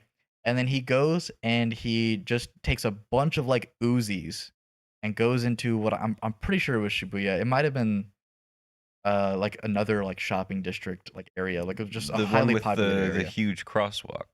Like I think it could have been Shinjuku. Yeah, that's what I'm But thinking. he just starts gunning people down just in the streets To and send them to Gantz. to send in the Gantz. If you die, do you get sent to Gantz? Also not super clear. Okay. Which I was about to get into. So he kills like what seems like 100 people in this like massacre. But it only ends up seeming like 20 or so people pop Go up to in the room. Gantz. And I don't know why. And then of course all of the people that aren't special die immediately. Sure. And so it's a crazy scene, and then he gets killed throughout this whole thing. Because he like confronts the main character, and the main character ends up killing him in like a eye. But Does he get Uzis too? the main character? Yeah. No. He uses because you can bring the gun back with you, which I think happens in the first. Whenever they leave Gantz and he's like has the stuff still. Mhm. The gun just works. It's just a real it's just a real gun.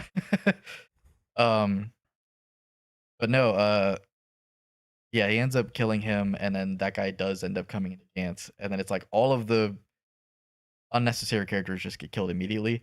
And this new team is like way better than the original team that was like introduced that I said got killed in like chapter 70. Yeah.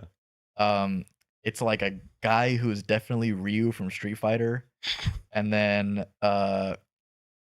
that guy who was like crazy, he's like uses a katana and is like super good. And then these two people who have for some reason mind powers and can like reach into people's brains and give them aneurysms to kill them. Oh. Yeah. And they're the only people that can do it for some reason, with no explanation again. Huh. It's just there. That's pretty weird. Yeah. Did you ever watch Heroes? A little bit. Siler's whole thing where I think he was like a telepath or he could control stuff.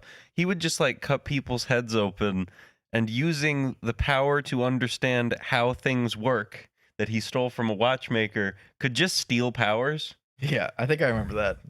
That show went hard. Wasn't he like the main antagonist? Or Yeah. like he was like a I think he sort of becomes a good He was like the guy. first primary antagonist. Yeah. Yeah.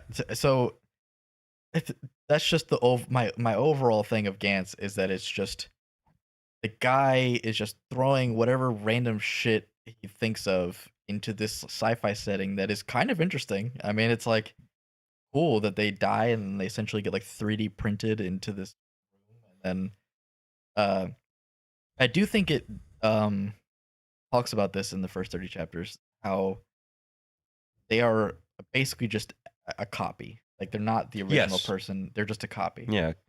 Which is a crazy idea. And that, along with a lot of other things that end up happening, I'm like, this could be expanded upon. This is a crazy idea, and And we then they could get just don't. into we could get into like how this makes people really feel, and like It's like uh the Amazing Digital Circus. yeah, like when in Invincible, right? And I always bring this up because I think it was a really really good scene. Robot, Hmm. you watch Invincible. Yeah. Robot I turns just himself into I've Rex. never understood the name because like I can see him. Yeah, he's called Invincible, but I can see him. Oh, like what are you talking about? I think you're getting it mixed up a little bit. I think that word means something different than. Oh, all right. So yeah, robot turns into Rex. Yeah, when robot performs the operation and like turns his like weird messed up baby body into the clone of Rex that he made. He wakes up as Rex, like as robot in Rex's body, and then looks at the baby body and goes, "Oh, like I am me and have all of my memories, But that is also but me. that is also me. That is you're still me, and you're dying now because like you left your tube or whatever." Yeah. And he has this crazy like super deep existential moment where he's watching himself die, and that is his original self is just dying. Like he's just experiencing the reality of death, and then this new version of him that has all the same memories lives. And it's like, is that the same? You know, is that the same as like trying to continue your life, or is that someone else? And The clone body of Theseus. yeah. And so the reason this is relevant is because the girl, right? Yeah. The girl immediately afterwards finds out that um her original self is still alive. She failed to commit suicide. Gantz for some reason like messes up sometimes and will just like grab somebody that was about to die that ended up living. So she has this like sort of weird struggle where she's like, "Oh, like I can't join my family because I'm still there." So she like joins the main character and like Nice. um but that doesn't get explored much beyond that. That's kind of it. And then she just serves as like this weird thing for the main character. And then her original self doesn't get brought up again until her copied self dies and the main character goes and tries to like hit Talk to her. on the original self Yeah. version of her. And then she goes, "Oh, you're a stalker. You knew my name before I knew you." And then she runs away and she's gone. I was like, that concept is just gone. He didn't explore it at all. It was just Rip. fucking whatever. On to the next thing. So yeah, I don't know. I don't have much more to say about Gantz. My favorite moment was when I described like the guy going, "The gun's not gonna do anything to me," just Yeah, because it was it gets blown in hilarious. half. Um, I barely understood most of what was going on here, but it was all cool. Yeah, it's really rule of cool. If you know, if you get triggered from sexual assault, definitely don't read it. It got a lot. Got a lot of close calls and a lot of actual calls later. Swiper, no raping. Yeah, it's very uh it's just like and a lot of the times it's very similar to like how Miura described like looking back on Berserk, where at some point he basically was like, "Yeah, I don't know why I put so much of that in the beginning. Like I don't think I needed to really."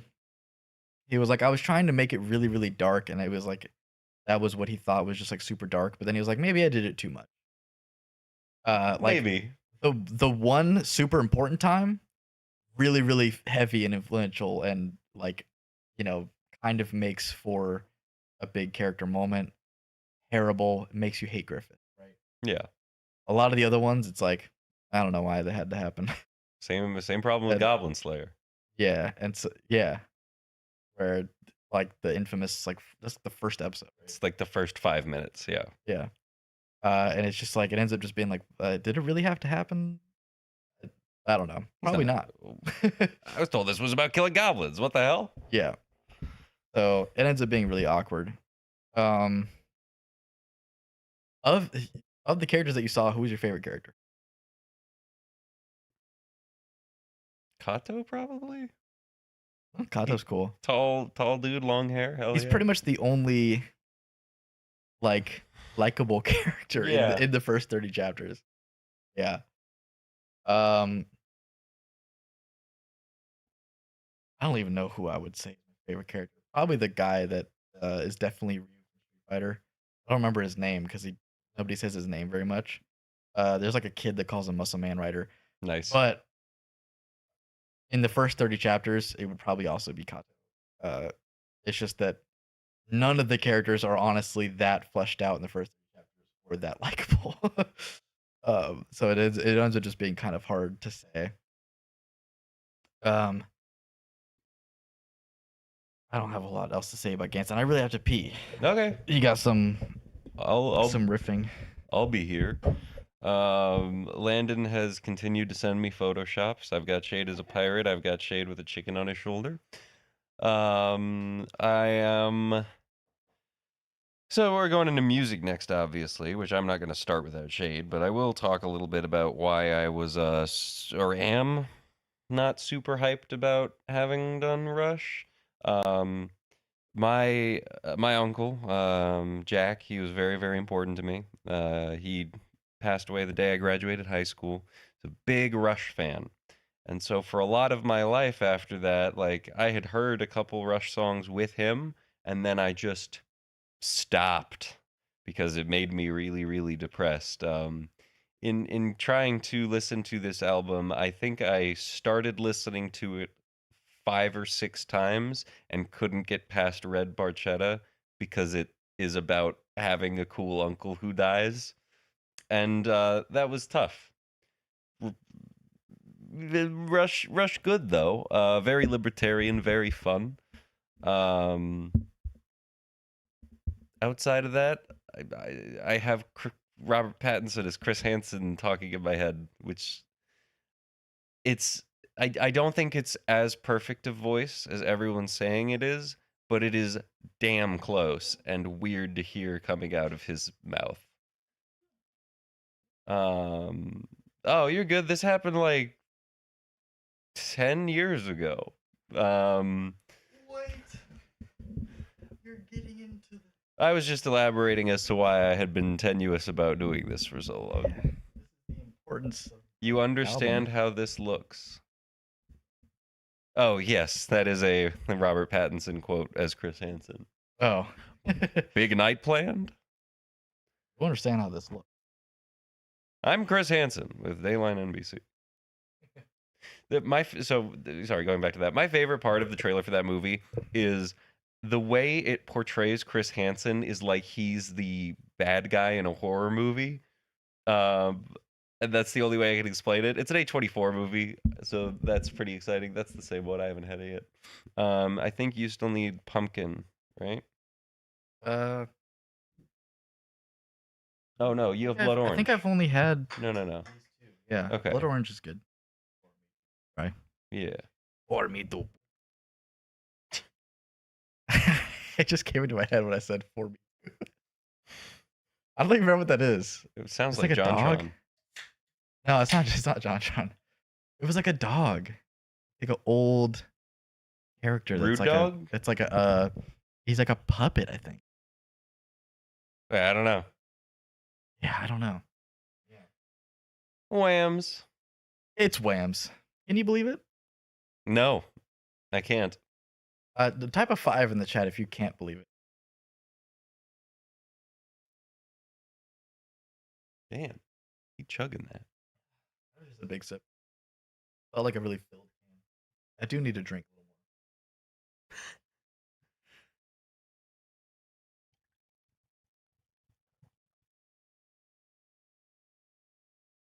more. Okay.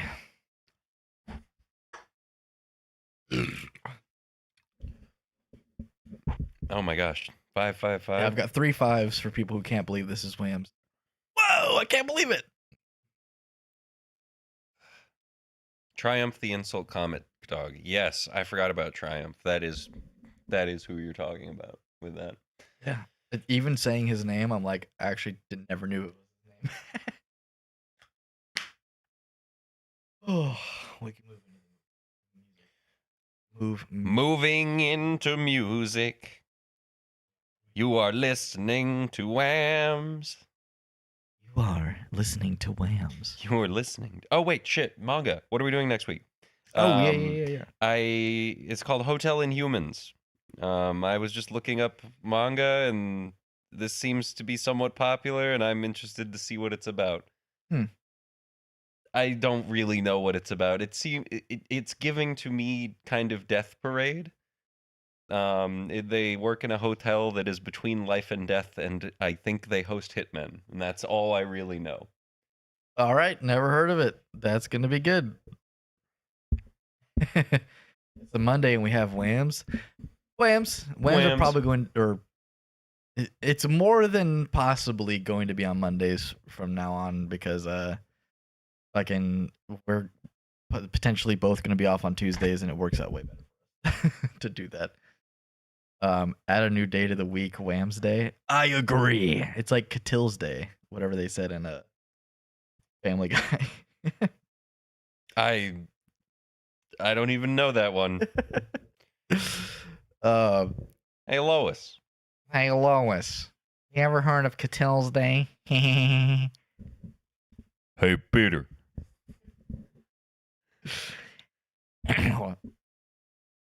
Peter. The horse is here.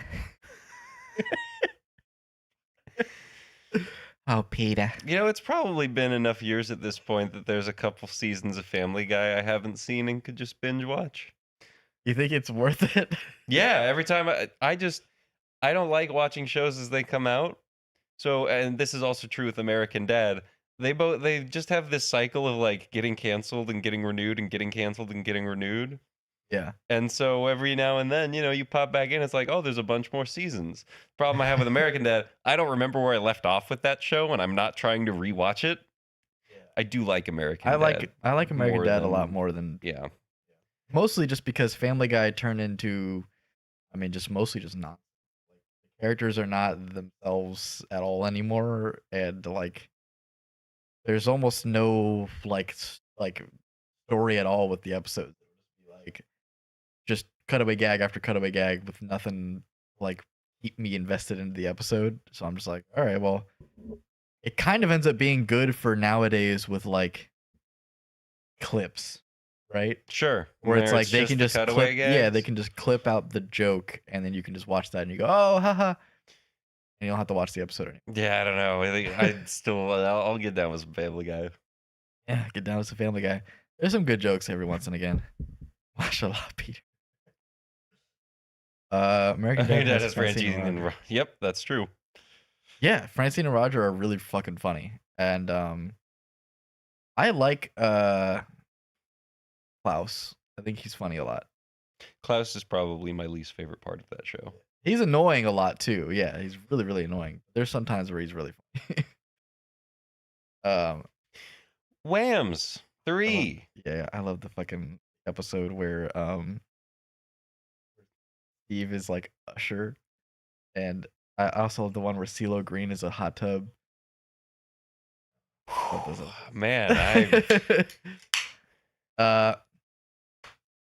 WAMMBS 3, 2, 1.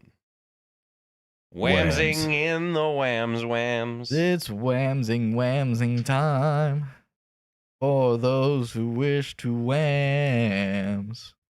For those about to whams. For those who wish to whams must put aside the whamming nation. Get on with the whamulations, the real whamlations. Anyway, we're starting with a big shout out to our patrons. I'm getting ahead of myself because I should have said like, comment, subscribe first, but the patrons are top of the list here. We've got Ari May. We've got He Won. Not Harry Harry always. One. Yeah, we got Harry Always. Gary Always even. Duncan 264, Last Desis, Drew, Mark Moon, CJ11, and Dan of Arcadia. CJ11 honestly feels like C418. Like that style of name. C letter and then like two. I don't even know what that is. You know C418? No. What is this? He's the guy who made all the music for Minecraft. Oh yeah. No, Dun, dun, yeah, no, I didn't know that. dun, dun, dun, dun, I played Minecraft dun, dun, dun. for maybe like a year or two right after it came out, and I had a really cool treehouse base with chicken farm, and then a creeper blew it up, and I got really mad because I spent a lot of time building it, and I have never touched it since. What a strange Gen Z you are. Who have not played a whole lot of Minecraft. I think I got thousands of hours in Minecraft. Damn. Yeah. I love me some Minecraft. I'm definitely one of those people that subscribes to the like every couple of months you get like the Minecraft itch, and then like you invite as many friends that are willing to play Minecraft right now, and then play on a server for like a few weeks, and then you just turn it off and don't turn it back on again for a long time. Which it's been a while. It's kind of due for a Minecraft server. The WAMMBS Minecraft server. I love. Awesome, and he's gotten kind of shafted by Microsoft. Yeah. Anyway, that's not what we're talking about. We're talking about. Wait, we already did that. Yeah, but I brought it back up to say you can have your name on this list if you go into the description. And click the link, the subscription description. Click the link. Give me some of your support.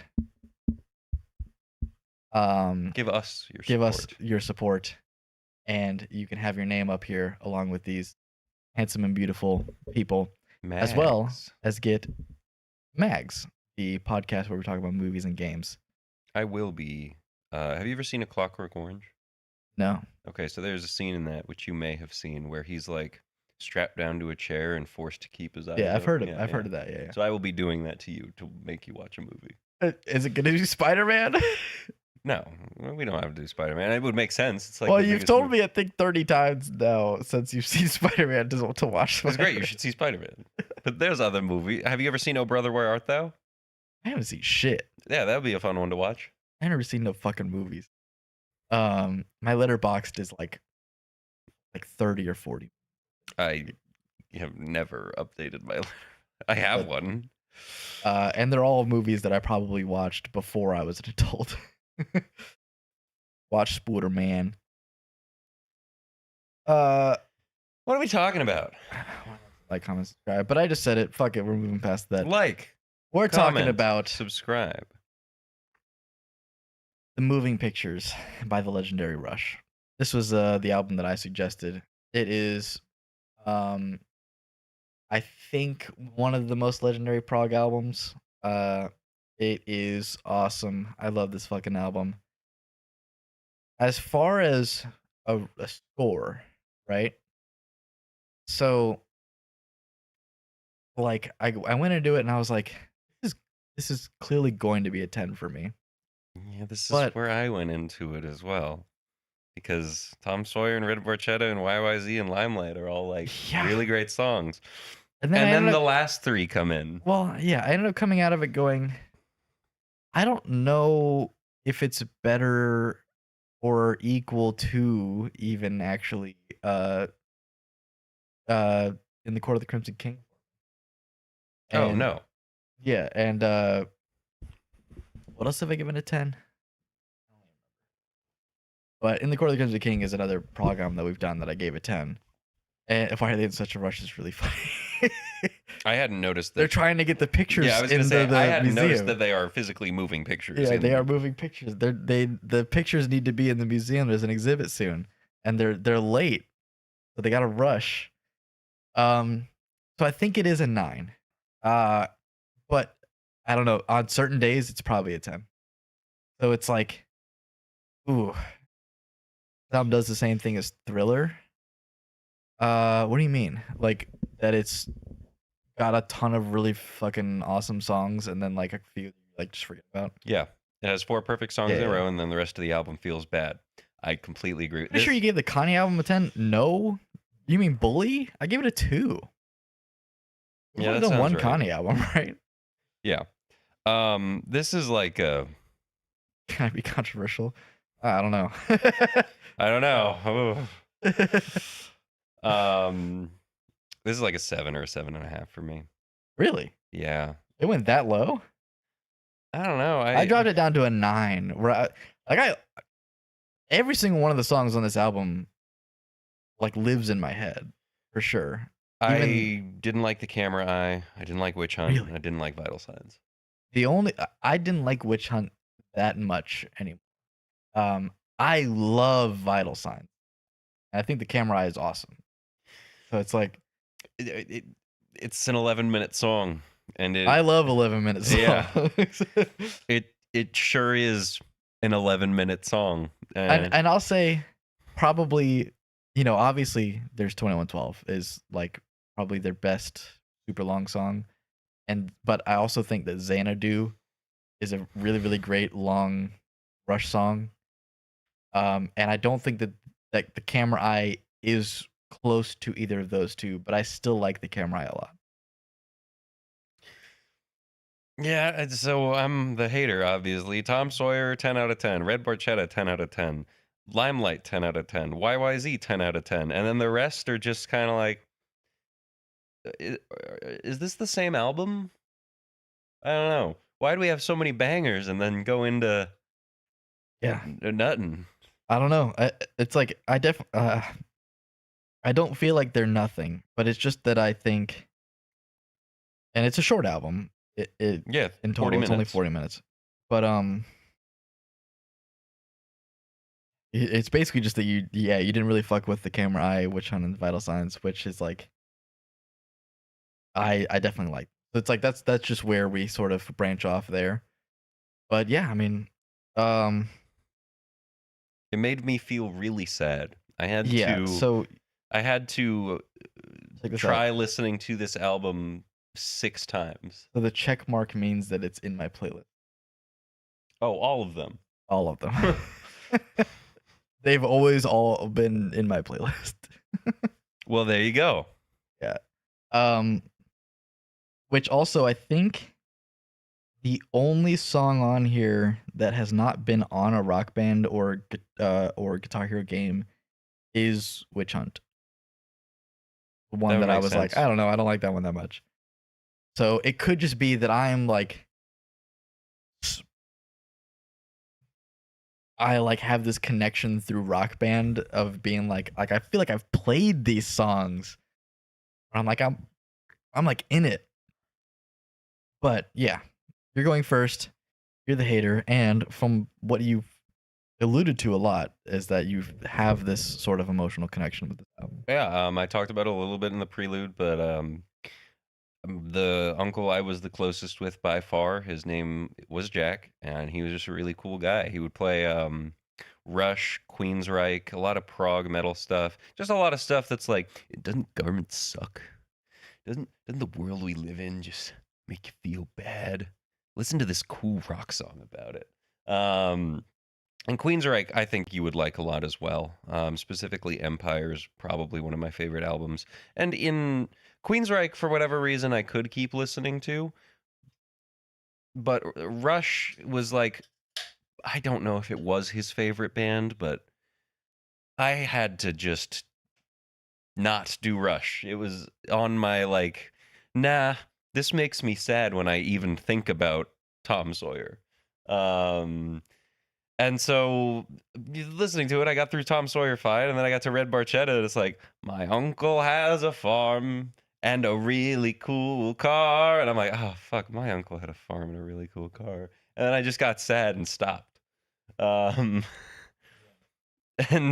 so then we were coming back from Charlottesville, and I was with B, and we just listened to the whole thing. And, first 4 songs, it's like, yeah, we're on a road trip, we're having a good time, and then, oh, this 11-minute song is still happening. Oh, Witch Hunt starts kind of neat, and then nothing, stuff happens. They're not terrible songs. They're fine to listen to. I won't go back and listen to them. It's just having started with 4 very memorable, very hit songs, it just feels like a disappointment. Everybody's got mixed feelings. I do. About I don't remember the words. Everybody wants to deviate from the norm. Yeah. Overall, the first 4 songs make me feel like, hell yeah, I'm rocking, I'm rolling.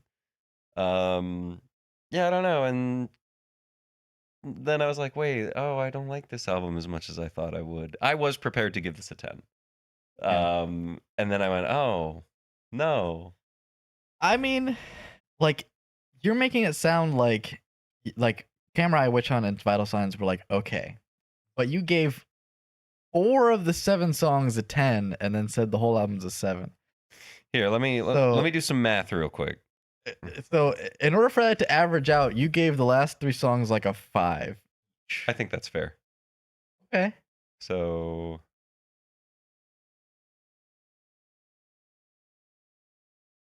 7.8 would be the mathematical score. That's basically an 8. Yeah, so like it's a strong 7 to a light 8. Strong 7, light 8, yeah. I think it's a light 9 to strong 9, light 10. Yeah, strong 9, light.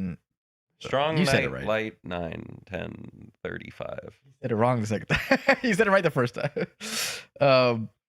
And I couldn't say it at all. Fucking A. No, I mean, for me, this album, Tom Sawyer, is definitely just a song that I remember from even just like a really young age as being just like a really fucking cool. I didn't know how to describe it as a kid, but as an adult, it's very stoner rock, where it's just like the way it starts and it's like, and it's like just that, yeah. Well, it's the fucking just got like the synth that like is slowly like fading out, and then we got the fucking drums going through, and Tom Sawyer in particular, Neil Peart, rest in peace, said was like one of the hardest songs for him to play, mostly because he wrote it in like his more early days before he first of all like actually knew how to play drums, because yeah, he actually the first like 10 years of Rush didn't have any like training. He didn't know any like rudiments. He was kind of just guessing. Like he was kind of just like playing by feel, and played a lot, and he made up a bunch of stuff hell yeah that drummers nowadays do, and are like inspired like almost every drummer because of like some of the weird shit that he was doing on songs. And the reason he said that Tom Sawyer is incredibly difficult to play, mostly because his right hand has to play 16th notes almost the entire song, just his right hand, and that is difficult to do for a 4.5 minute long song, because your right hand is basically doing this for 4.5 minutes. Yeah, it sucks. And especially as you get older, Tom Sawyer is really hard to fucking play. Now, the actual complexity of the drums of Tom Sawyer, there's a lot to say there. It is complex. I do think that you can learn it decently easy. Like, it's not something that's like impossible to understand, but it is something where it's like there's very few stanzas that are the same on the drum track, where it's like he just kind of always switching it up. And of course I love Neil Peart. I love his drums on this, but everyone's doing a fucking amazing job on this song. What's the singer named? Hold on. Geddy Lee. Okay, he's also the bass player. Okay, that's cool. He's by far my favorite part of this band. Yeah. Um, Modern day warrior, mean stride. Today's Tom Sawyer, mean pride. so I had not heard this song in its entirety until we listened to it, but I don't fucking remember what YouTuber did this. But there was a YouTube. They were music YouTubers, and they did like a bunch of different impressions in one song, and in that they have a Tom Sawyer parody. And so for the longest time, this song to me was the line from that, which was, "Today's Tom Sawyer's not taught in school. He said the N word, and that's not cool." Okay. Who did that? I don't remember, and it's killing me. But like, there's a Britney Spears bit in there as well. It's just a mashup of him doing a bunch of impressions. Yeah, I don't know. So that's how that song is. Like, Yeah. if someone mentioned the song Tom Sawyer, that just wargs into my head, and I'm like, Yeah. why do I have to have this in my head? Yeah, so Pedro brings up that the main drum on Tom Sawyer is a riff that's a 2-bar pattern, which trips a lot of people up. But he also switches the pattern a lot. Like, he'll just change like one or two like tom hits or bass hits here and there, where that'll be just like you're just trying to play it and you're like, fuck, okay, wait, actually he did this here.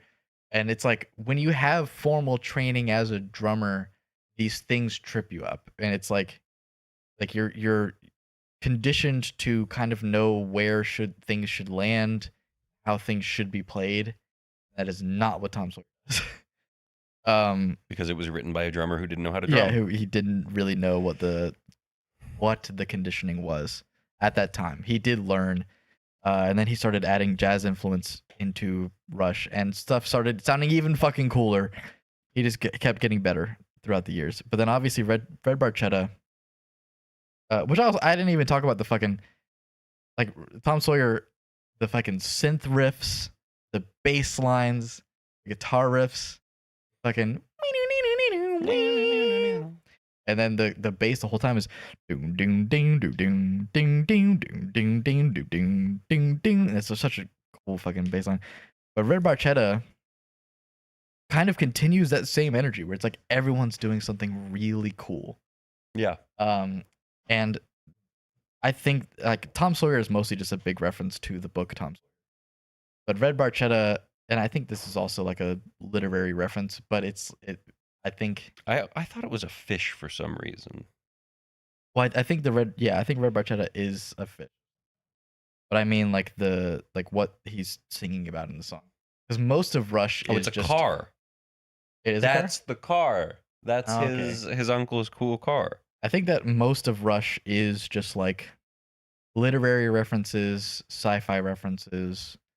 Just like they just read a lot of books, mostly sci-fi shit, and Geddy Lee would incorporate that into the lyrics.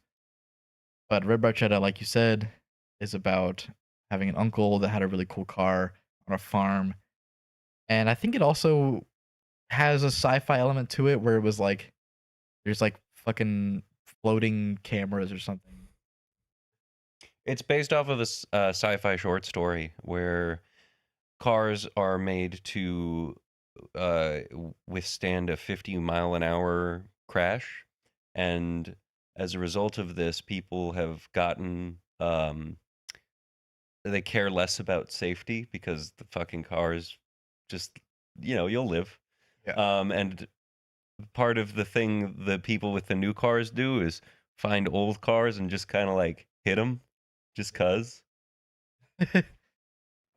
That was just me Googling it because I was like, what the fuck is this about? I have no idea because I don't pay attention to lyrics very much, even with Rush, which he's very clear. Like his lyrics are very clear. It's pretty easy to hear what he's saying.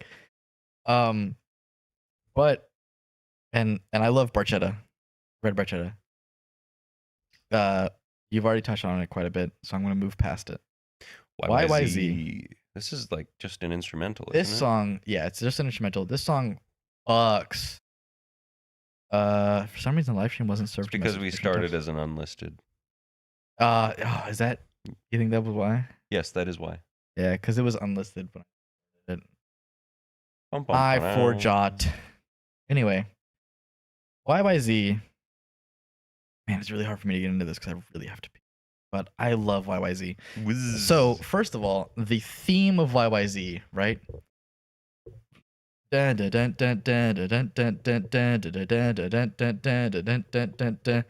That spells YYZ in Morse code. Oh, that's really Yeah, funny. and it's apparently the Toronto airport's like signal or some shit like that. Like it's what they like force out Broadcast. to. Yeah, that's what they broadcast out to like planes when That's they fun. come to land. So they took that Morse code, turned it into a rhythm, and then built a sort of jazzy prog like rock song out of it. And it's mostly just like a jam session Yeah, that makes where sense. it's like they have this idea, which is the YYZ Morse code, and they can kind of branch off of it. And it turns into this like battle between each of the instruments, the bass, the guitar, and the drums, where Like they each jazz. sort of where they each sort of get their own parts, and they each kind of play off of each other. And that shit is so awesome. And it was in Guitar Hero 2 and blew my goddamn mind when I was fucking 10 years old playing Guitar Hero 2. This shit is I never really got into Guitar Hero. Yeah, and we have I've to play played it. Rock Band. We have to play some Rock Band. I have Rock Band 4 on this PS4 that's right there. I have all the fucking guitars. And we've never played it together. And it's like one of my favorite things in the world. I haven't even played it in like a year, and I've got the itch. He's got the Minecraft itch. He's got I've the got the Rock Minecraft- Band yeah. itch. How do I you haven't- play Rock Band I while haven't playing actually Minecraft? I haven't actually played a video game in like 2 weeks. Damn. I'm going fucking crazy. He's fiending. I really have to pee. Go pee. And we're halfway in the album. But Pissing in the limelight. yeah, the next song is Limelight, which is also a fucking awesome. universe of pee. And is in Rock Band 1, I'm pretty sure, as a DLC. Tom Sawyer and Limelight were both in Rock Band DLC. 1 as a DLC. And I bought them with my parents' money and played the fuck out of them because those songs are awesome. Red Bar Shadow was eventually in Rock Band. The Camera Eye is I think the Camera Eye and Vital Signs are both DLC in Rock Band at some. I have them on Rock Band 4. But I have to pee. I'll be back. Have a good piss. Yeah, Limelight's awesome. I don't know. It plays off of Tom Sawyer's energy, I think, and everyone's living in the limelight. It's not just actors. It's everyone constantly. You are part of the grand show. And that's terrifying and sad and epic in the context of this song. But also the only part of this song I can constantly remember is the main part. Living in the limelight. I have that stuck in my head. I've had it stuck in my head since I heard it. It's very catchy and really fun.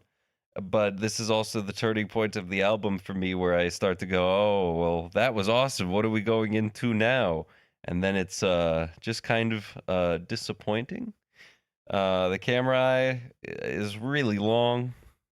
It's really long. Multiple times in the song, I kept asking, like, are we still on the Camera Eye? And unfortunately, yes. Or fortunately, if you like the song, but I don't know. That's not where I fall.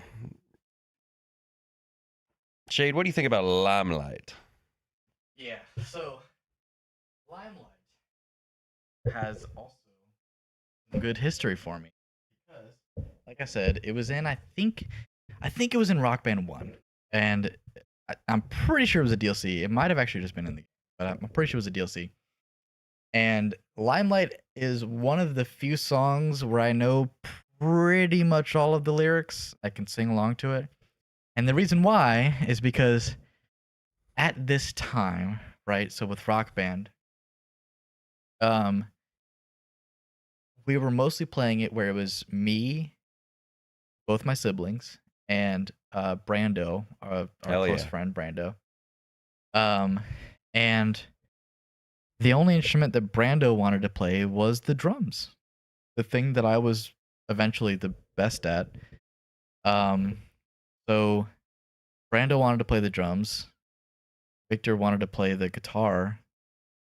B would play the bass, and that meant that I would sing. Sing. Yeah. So most of the time, I would make up lyrics because you can just do that. Yeah, you just have do to that. hit the notes. So I would just be like, "Oh, I had a bit that I would do where everything was bacon." I would just be Yeah, like, that "Oh, was bacon, bacon, bacon." I would just say bacon a bunch. But Limelight, the lyrics are right there on the screen, so I would read it, and I loved singing it because it's just a really fun song to sing. And then it's still on Rock Band, so it's like I continued playing it through the years. I've always heard it. I've always played it on the drums. I've played it on the guitar. It's got really sick riffs. It's got really sick drum rhythms. It's got an amazing melody vocally and with the guitars and with the bass. The bass line's awesome. It's just crazy how Geddy Lee is able to sing amazing, and play the bass at the same time. amazing vocal melodies while playing the bass and doing an amazing job on the bass too. I actually think, and I don't think people ever give Geddy Lee enough credit for like the bass lines.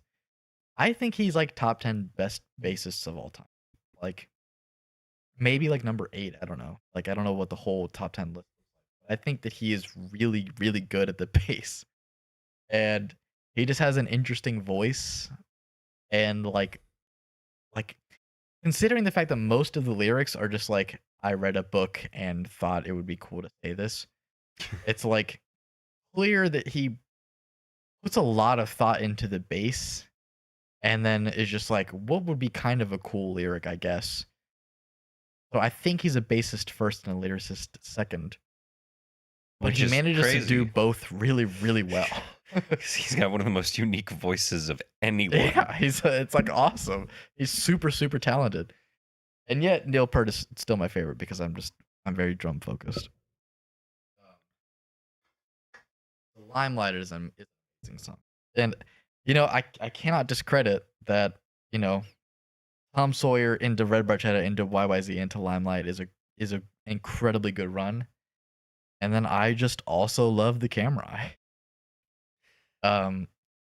It's just a fun song for the entire 11 minutes to me. The problem I have listening to music is if something doesn't like grab me, even if I listen to it, if I had listened to all of this today, just now, I'd listened to it yesterday, it just like disappears.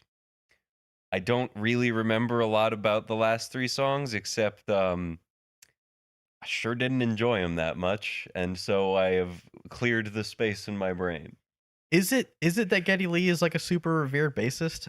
Because like I don't know. I feel like whenever I see the conversation on like who's the best, it's like at least nowadays, it's like fucking Thundercat and what's his name? Primus. Um I Fuck, what's his name? The guy who does Primus. um Oh my god. I mean, I love Primus. I can't even remember the guy's name. I thought Primus sucked. That is, yeah. Primus does suck. Fuck Primus. Primus Les sucks. Claypool. Les Claypool. Yeah, Les Claypool. Um, Maybe I haven't been paying enough attention, and Geddy Lee is getting the recognition. He's an amazing bassist. Oh, Flea. Flea, Les Claypool and Thundercat, I feel like is mostly what people talk about nowadays. But I feel like we should never sleep on Geddy Lee. Amazing, amazing bass player. Flea is also fucking awesome. I love Flea. It's a cool name. Despite him being fucking just like super strange as a person. That's Red Hot Chili Peppers, right? Yeah. Yeah, I don't love Red Hot Chili Peppers.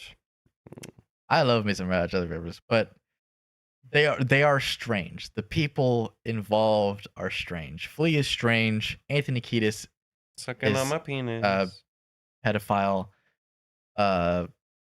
And what's his name? John Frusciante. I don't know. The guy's got a lot of problems. Yeah, I mean, Flea. People hate on Flea these days. What did he do? He looked like Flea. I mean, yeah, he looks, but that's just his looks. I mean, like, I don't know what happened in his life to make him. Being born in Australia. Yeah, I don't know. Is that what that does to you? Apparently.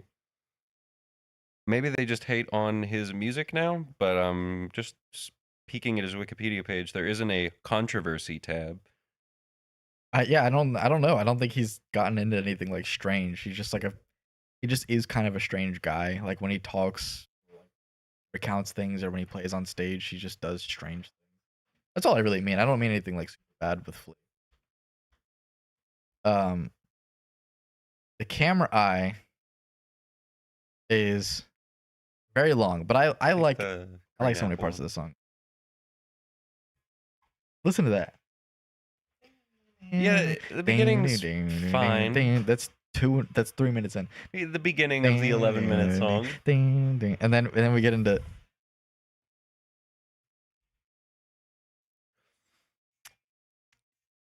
You're not gonna win me with an instrumental song. And I guess that's true. I love instrumentals, and I don't know what it is about Witch Hunt. I think it's still like good song. I do think that one started strong, and then I just kind of was like, and the plays on YouTube actually does reflect this as well, where it has the least plays. I think also probably because I don't think it's featured in any of the Guitar Hero Rock Band games. Plus, you know, I'm married to a witch. I don't appreciate the anti-witch associations with witch hunts. Not a fan. Okay. You can't hunt the witches. Exactly. Which, yeah, it's my least favorite song on the album for sure. I don't have a whole lot to say about Witch Hunt. It's like I come out of it and I go, that's a Rush song. That's a Rush Frog song. You know, I can do it. And then Vital Signs, I love me some Vital Signs. I love the sheer amount of crazy drumming on this song. And of course I sang the part earlier. Everybody's got from the norm. There we go. Sorry, I had an album picked out and I fucking lost what it was called. What? Oh, for next week? Yeah. God damn it. And I think there's a drum solo on. Yeah, like right here. Bass. I know you can't really hear this. It's terrible for the not visual viewers. But well, they shouldn't hear it. This breakdown is just it's hard. It's actually really hard for me not to say that this is, but it's just like when I listen to it, and maybe I need to listen to it again and go, I think it is a 10. I just didn't feel as strongly about it as I did about a lot of the albums that I've given a 10 so far. So it's like, and I don't know, maybe it's because I listen to every single one of these songs so often that I just like forgot how much I love them. And potentially that means I probably should just give this a 10 because I love all the songs so much. But when I listened to it, I just went, I don't know, maybe it's a 9. What you guys doing? Talking book next? Stevie Wonder. It's where Superstition comes from. Stevie Wonder. So we're supposed to do Songs in the Key of Life. No. What did the one patron? It was like a band that they wanted us to do, and they were like, "Oh, I'll sub to the Patreon right now if I do it. It was like started with a W. That was NSYNC. That was you. You wanted NSYNC. No, someone. I think it was Gary. Was like, No. It's oh my god. What is it? We were just talking about it yesterday.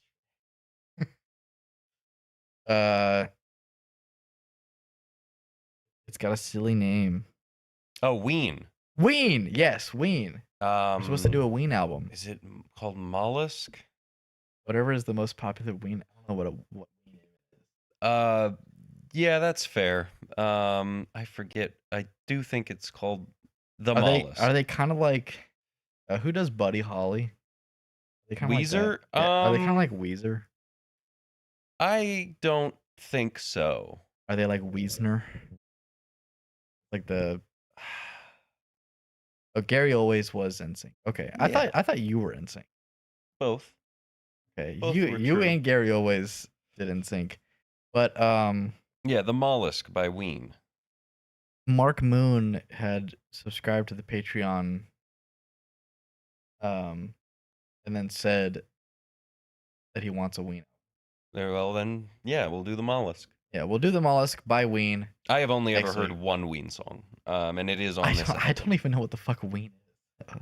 Hold on, let me look up what the most popular song right now and see. Ocean Man. Ocean Man, the fucking SpongeBob song. Ocean Man. Is that in SpongeBob? There's no way that's in SpongeBob. Oh, it's like the credits song to the movie, I think. I did not know Ween did a SpongeBob song. That's weird. Well, no, I'm pretty sure Ocean Man is like the credits song to the first SpongeBob movie, or like the main SpongeBob movie. Ocean Man, take me by the hand, take me to the land. No, which that song fucking rocks. I like that. Ween was in SpongeBob in 2001. Yeah, the SpongeBob movie. No, a fucking episode. It was an episode? Yeah. I thought it was okay. I thought it was the movie. Ween is, yes, They Might Be Giants is fair. That's a pretty fair comparison. If they were super high on a different drug for... That is also very fair. Okay. Every time I hear Ocean Man, I think about The Mighty Boosh. Did you ever watch The Mighty Boosh? I am a big fan of Noel Fielding. I love Noel Fielding, yeah. I love Noel Fielding. And The Mighty Boosh has very much Ocean Man vibes. Yes, it does. Ween wrote it specifically for SpongeBob. Okay. That makes sense. Actually, that sentence is really funny. What it actually says is, Ween wrote it specifically fit SpongeBob. SpongeBob. Yeah, it's really funny. Let's get into what I think is going to be the most disappointing part of this week. Yeah. Okay. I think we rated everything else decently high. I mean, even though Sayonara Lara wasn't like we both felt negatively about it, we gave it like an okay score. Yeah, 6.5. But we're getting into the beer, right? So we're moving on. Beer's on the... Oh, that's not the right... That was last week. I forgot to fucking get an image for the beer. It doesn't even matter for the beer. We have a box. 3, 2, 1. WAMMBS. We are gonna we're gonna comment. We're gonna subscribe. Okay, earlier it was fun and games. Now it's a I think. What the hell is that? I'm sold, I think. It was. I don't know. Whatever. Anyway. It's just something caught us off guard really, really hard. Anyway, we're gonna like, comment, and subscribe right the frick now. Right now. On every video you can think of. And it's if they tell you to stop, that's harassment. But you can do it once probably. And just say WAMMBS on something you can think of. WAMMBS. And take a picture of it. Like that would be funny. Yeah, comment WAMMS on something. Screenshots. Take a picture of it and send it to the Discord of your choice. I don't know. Something that I can see. Something that I can see. Don't say WAMMS in Discord. Don't say WAMMS in Discord. That doesn't do anything. You have to comment on a YouTube video WAMMBS, so that like the universe starts manifesting towards WAMMBS. And then take a screenshot of that because I'll think it's really funny. and I'll laugh really hard that you did that. Not at you. I just think it's a really funny idea to comment on somebody else's video WAMMBS. Ontario played some music in the pre-hibernation episode. Really? Okay. Yeah, I remember that one. This one's gonna be quick. Wait. Patrons. We gotta thank the patrons.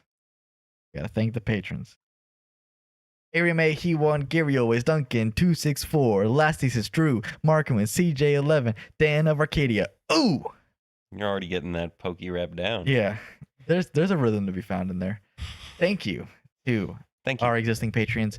And if you go to the link in the description that I'm pretty sure is there, you can click on it, you can support us, and you can get your name up on this board. As well as get an exclusive podcast called Mags, where we talk about movies and games. Movies coming soon. And I don't know, I think it's funny. But I promise it's coming. I need to watch a movie. I haven't watched a movie in so long. Honestly, I can't remember the last movie I watched. We can watch The Naked Gun. Have you ever seen The Naked Gun? No. Is that a comedy? Yeah. Wait, no, we watched the new one. Oh yeah, we watched the new one. Yeah. I watched the original like 2 nights ago. Was it really funny? Yeah. Was it a lot better than the new one? No. Okay. I might think the original is better if I watch it, but I haven't watched it yet, and then maybe we can talk about it on Mags. And you'll have to watch Mags to find out. What? Saying it's locked behind the patron? Yeah, that's kind of how it works. But you get your name up here, and that's really fun. And I'll say your name. Also, like, comment, and subscribe. I already talked about commenting a little bit here, and we can move into the beer. Did we already do the 3, 2, 1? Let's do it again. Who cares? Yeah, I would think so, based off of having done everything. 1. WAMMBS. I think we already did it, but I'm just doing it again. We can hold up the fucking box. So this is Angry Orchard Thriller Pack. The Scream Thriller Pack. Yeah, the Scream Thriller Pack. Although it's only got one beer that actually has Scream on it. The rest of them are just His name is Ghostface. That has Ghostface. Oh, damn it. So, yeah, he's only on one of them, evidently. And what is that? Is that the blood? No, it's not the blood orange. Mystery. It is called Mystery Caller. Okay. Because have you seen Scream? Yeah, he kind of calls from inside the house, right? Yeah. What's your favorite scary movie? But all the other ones are just the normal ass What are you doing? Orchard fucking tree guy. I don't know. It's kind of disappointing as like a Scream theme. Yeah. Apparently they glow in the dark as well. A Scream theme, or just like just a themed pack in general. Like you would expect all 4 to have something special, not just the guy with a different color. Yeah, and that is par for the course for these ciders. Like they are. This is 3, I think. Like overall, like the whole thing. Yeah. I felt like a 4. The only one. Sweet alcohol is like one of my least favorite things when it comes to alcohol, especially cider. Hello. And these are just like oppressively sweet. It's really sweet. It's like, I actually think it might be sweeter than a Mike's Hard. And like Mike's Hard is trying to be sweet. These, what the fuck is he doing? He's just back there. He just wanted to see the window. Yeah, like Mike's Hard is trying to be sweet. It's trying to taste like lemons. But it's got like the tart of it. It has something to off balance the sweet. Yeah, but this is just like fucking pure sugar. Like all of them. All 4 of them were like pure sugar. I like some of them. 13 grams of added sugar. Oh my this God. would be good if it didn't have that extra sugar. That's a lot for a beer. Like, that's crazy. That's like the amount that you would expect in like a soda. No, soda's like 20 to 30. Yeah, well, But this is actually really funny. Here, What the fuck is he doing? he's just trying to find his place. Um, it's very, very sugary. It's very. I can say that as much as they are fake flavors, they do kind of taste like what they say that they're going to taste like. That is true. But they're fake versions of them that don't taste as good as like what they could be. So there's 4 flavors. There's mystery collar, which is I don't fucking know what this is supposed to taste like. I forgot what it tastes. Berries, I think. What day are you guys doing the next WAMMBS? Probably Monday. I actually think it's just strawberry. Okay, that would make sense. Dog. Like, why make it a mystery if you're gonna make it like one of the most common flavors in existence? It's like vanilla, chocolate, strawberry. Yeah. Thank you for that, Behemoth. And that's what it tastes like to me. Is just strawberry, and I love strawberry. And I think that might have been my favorite one out of this pack. My favorite was the pumpkin. I really hate pumpkin. Pumpkin ciders are so there's a couple things with that. If something claims to be pumpkin flavored, it is almost never pumpkin. It is pumpkin spice. Damn, he really just out here. He used me as a bridge. I don't even think that was on camera. And just I can't get past how sweet these all are. Like, they're not even chuggable because of how, like... Yeah, it's kind of hard to, like, drink a bunch of it. All the sugar. I haven't drank that much. I'm gonna be fucking hungover as hell tomorrow because of how much sugar is in this. Like... Is that a thing? Yes. More sugar, more hangover? Yeah, typically. Oh, I didn't know that. Yep. That's why, Well, let me pull out this unlabeled I had on the side here the whole time. Hell yeah. No, it's unlabeled. It's because we're not covering it. Those are better. Yeah, these are much better.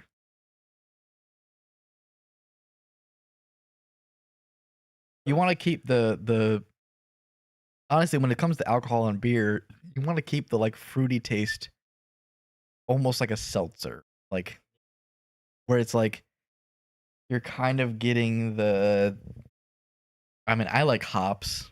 I like my fucking beer to taste like I'm eating. Sure.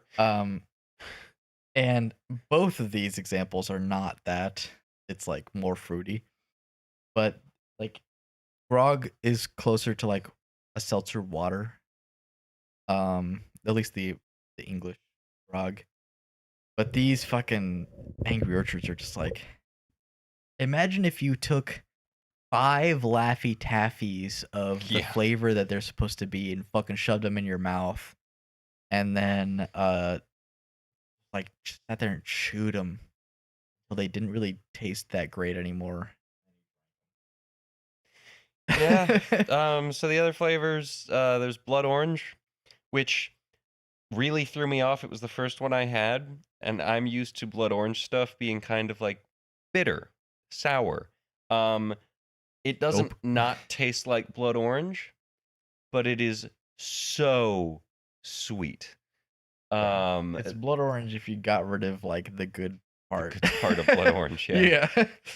And then the last one is caramel apple curse, and I think that's a very apt name because yeah, it feels like a curse it was on like, your body. It doesn't like the caramel is not a good addition. Like it tastes like, and it's the most prevalent flavor. It tastes like sour apple for like a second, and then it's just caramel, and it's like this fake terrible caramel that just like coats your fucking mouth. I was just like, I don't know. Like that was the first one I did, and I was just like, ooh, is this gonna be a bad pack of beer? I kind of knew it was going to be, even getting it, but it was one of 2 options. Yeah, well, we do what we do, right? The thumbnail has Grog on it, and I'll say I liked Grog. Oh, Grog was great. Grog was pretty good. Yeah. We're just talking ridiculously expensive. Grog actually, was... you didn't tell me about that. Grog what was did it cost? like $23 for an 8-pack. So those 2 8-packs I got were like $46 Yeesh. for a wine-based cocktail. Yeah. It's definitely not worth. I mean, uh, Max and Chad, you're grateful we got it, or that Bird got it. Thank you, Bird. Oh yeah, I speak for Max and Chad. it was great. I'm happy to that have shit done was it. expensive. If it is ever cheaper, I will probably buy more of it. Yeah. Or if it's the shochu vodka version. Yeah, these are all just really disappointing. And as much as I want to be done with it, I'm just gonna do it.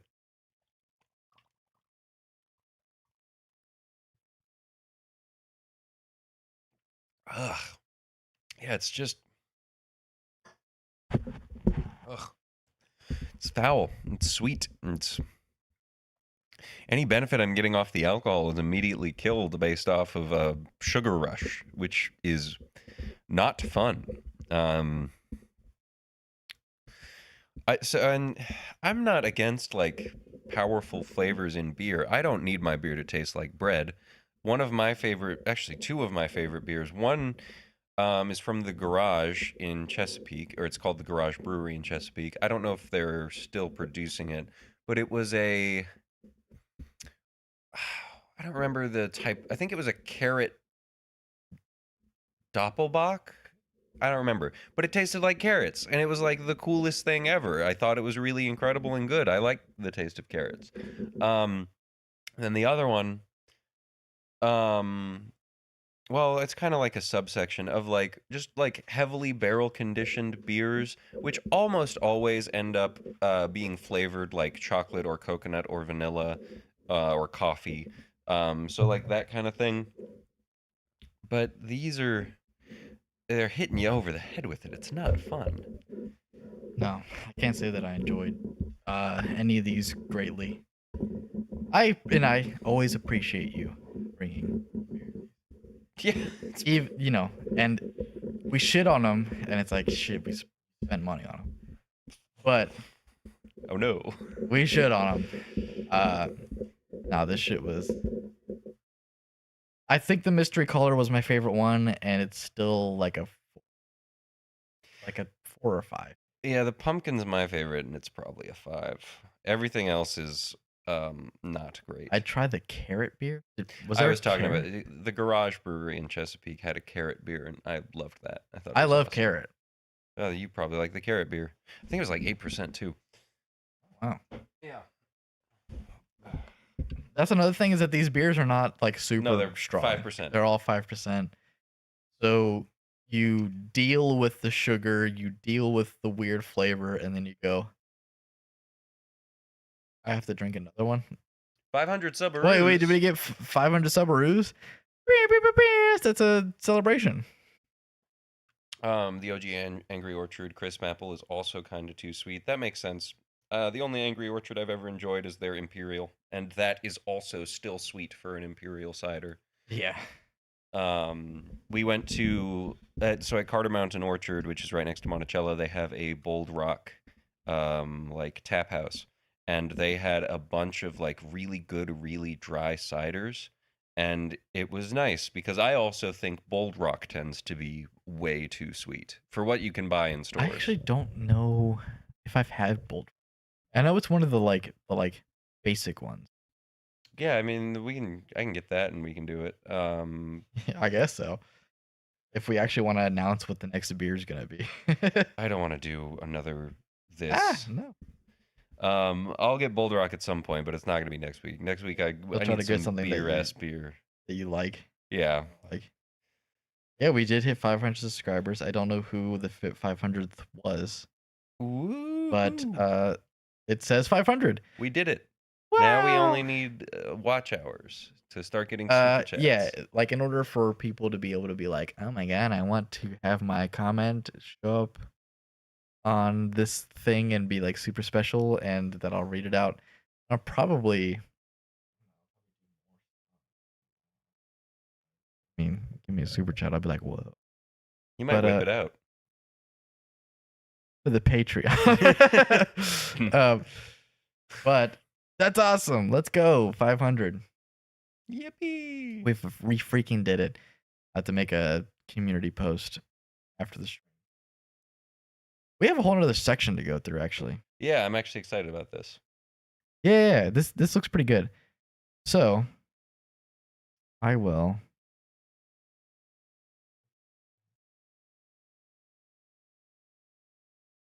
All right, I'm trying to get this set up here. We're gonna move on to the next segment here. We never usually like use the rubric for the beer or the snack. And there's never usually next time. So, snacks. 3, 2, 1. WAMMBS. Ooh. We got Bird. Ooh, we got ooh. Shade. This is WAMMBS. We are WAMMBS. Can you believe it? Oh my God. It's WAMMBS. Big thank you To our patrons. to not that. To the patrons. Mysterious black screen. To the mysterious black void. Big thank you to the void. Thank you to the patrons: Ari May, He1, Gary Always, Duncan 264, Lastesis, Drew, Mark Moon, CJ11, and Dan of Arcadia. That everything a little special like that.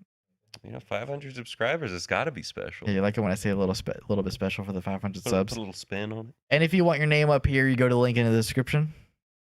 Click on the Patreon, and you support the stream. Support us as streamers. Get an exclusive podcast. Movies and games. Mags. And you get your name up here, where I have to keep reading more names, and it'll be really funny. And then I occasionally read the names as well. Yeah, and Bird will read them off too, and it'll be funny when he does it too. And you need to like, comment, and subscribe, because that also just helps. The Patreon actually, and I keep forgetting to say the like, comment, and subscribe before the patrons, because I'm just so excited to thank the patrons every time. But the like, comment, and subscribe, the like, comment, and subscribe is something you can do for free, and is what you can do before like going as far as being a patron. Even though you should. You should. And it goes a long way. Like it's it's something really simple. It's a couple buttons you can click, and then you just forget about us. Like how many like, comment, subscribe, and then fuck off. I don't know. Like do not forget about us. Like I'd love if you keep showing up. But how many subscriptions do you have that you just hit the subscribe button and then on my subscription I don't page, think I have used my subscription feed for at least 5 years. Right. I think at this point I just like what the heck? Open up the homepage. Just hit subscribe. Till I find something and watch it. Yeah, that's exactly what I do too. A lot of those are my subscribe channels, but most of them are not for me. Would love it if you hit the subscribe button, just because it makes YouTube happy for me.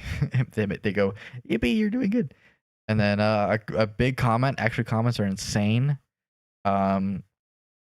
Hit at Shidu, and then do at Shidu WAMMBS on the first video that comes to mind that isn't WAMMBS, and I'll be like, that's awesome. I love that I'm there.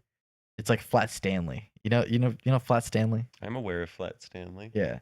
WAMMBS is like Flat Stanley. Like where you take Flat Stanley somewhere special, and you fly him like a kite. Yeah, and you take a picture of him doing something interesting in that area. Like the idea is that you're talking about like the physical Flat Stanley. Yes, not the book series. Flat Stanley. So it was both. Right. Okay. So the idea, like with a lot of elementary schools, what the idea was that you took a cutout of Flat Stanley and you drew your own Flat Stanley, and then you would go somewhere extraordinary and take a picture of Flat Stanley doing something in character, which is like falling into a sewer or something. So like Flat Stanley, you'd be like, "Oh, never picked up on this." That was actually the idea. So the idea was that you would go to your local city and like take a picture of Flat Stanley like being eaten by a dog or something. Sure. You know? Or if you were like a super rich family, you would go to like Rome and take a picture of Flat Stanley being eaten by one of the like tiger statues in Rome, and that'd be sick. And that's what you can do with WAMMBS. So you could do at Shidu WAMMBS in like the comments of something that makes me feel like I'm Flat Stanley. It'd be really fun. Oh shit! I'm gonna have to take all the business cards and cross off Sunday. And write Oh Monday. fuck! All the business cards say Sunday. I have so many of them. No way! I'm here for WAMMS live and Rush. Oh my god. Hell yeah. Yeah, big Whams, WAMMS moment. Wait, big whams. WAMMS moment. Are you still in Rush? Because we're actually way past that. But That's how live the streams go. you know the stream is gonna be up, gonna be posted. Rush video will come out sometime. Get to it, and we can talk about the snack now. Doritos. Dorito, Dorito, Dorito, Dorito, Dorito. We're doing Doritos again, which we've technically done Doritos twice now. One, The they're golden both. sriracha, the sweet and spicy barbecue. Oh my god, we've done it 3 times. We did the golden sriracha, we did the barbecue, and we've done the protein barbecue Doritos. Oh yeah, those sucked. Which I liked them. I liked them. But Doritos is a very prolific snack, I think. And we're both gamers.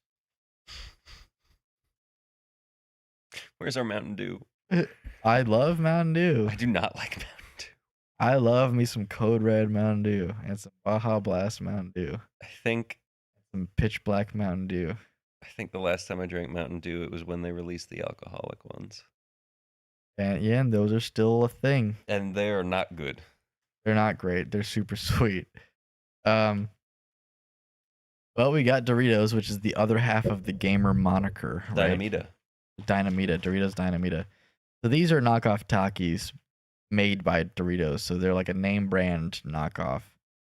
They're just fucking rolled tortilla chips, and they are the legendary Cool Ranch Doritos flavor. There's like the 2 big Doritos flavors, Nacho cheese and Cool Ranch. Cool Ranch. This is a spicy Cool Ranch, which I actually don't know if there is a normal Doritos. I don't think so. Spicy Cool Ranch. I'm very excited for this. And this is rolled tortilla. So it's like this. I mean, this sounds like a banger. I love Cool Ranch. It's my favorite Dorito. Ooh. My favorite is the barbecue. Oh, but Cool Ranch is a banger flavor. So let's get a handful of that. Oh god. So I'm gonna go ahead and take a taste of this before I far into it. But I will say rolled tortilla is something that is kind of hit or miss. I think that they can be too hard a lot of the time. And if they're really soft, it's a big plus to me. Because snackability is actually a big thing for me when it comes to snacks. I don't think I talk about that enough. But like snackability is basically like if I were sitting down watching a movie, how much can I forget that I'm eating this?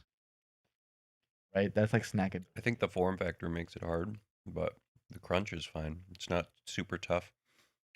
I really like spicy Cool Ranch.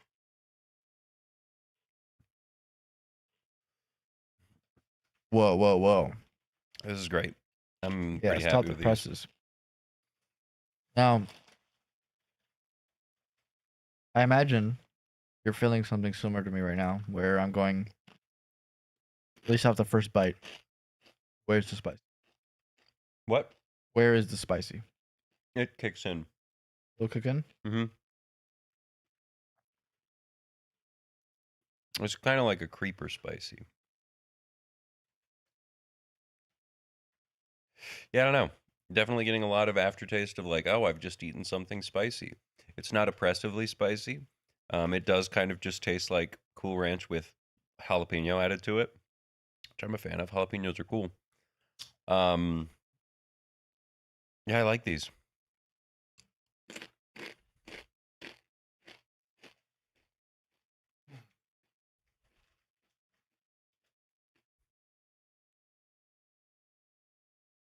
So,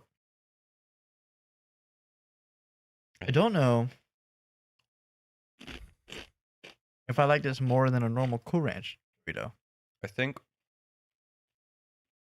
if they were in the regular Dorito shape, it would do more for them. Yeah. I actually think the snackability of these is worse Oh, than just the Doritos. yeah. Yeah. Which is not always the case for rolled tortilla chips for me. I think the Wegmans ones are incredibly snackable. They crunch super well. These are kind of just a little too rough for me for like what they are. Like if I take 4 of them, it's kind of like hard to get through the whole thing. Rather than if I just took 4 Doritos chips, crunch Well, really that's stackability, not snackability. Yeah, I think they go hand in hand. Yeah. The spice is very subtle, which the jalapeno flavors is definitely prevalent, and I like jalapeno. Mm-hmm. It doesn't have to be super spicy. I do think that the Cool Ranch flavor with the jalapeno flavor is a nice addition. It's just that, like, I agree. Kind of wish that it was regular Doritos chip. Yeah. I don't know. I also don't mind this because I feel like Doritos aren't tortilla-y enough, if that makes sense. Kind of just tastes like an amalgamated corn chip. Whereas this does kind of feel more like it was a tortilla at some point in its life. Who's to say if it actually was? But Yeah. I definitely think that this is losing on texture, crunch, like just like snackability, like just like mouth feel. That kind of stuff is where it's losing. Flavor is there, I think. yeah, I don't mind the rolled tortillas. I think I like it a little more than regular Doritos. I think the flavor's fine, but part of the thing it loses off on being a rolled tortilla is less place for the dust to stick.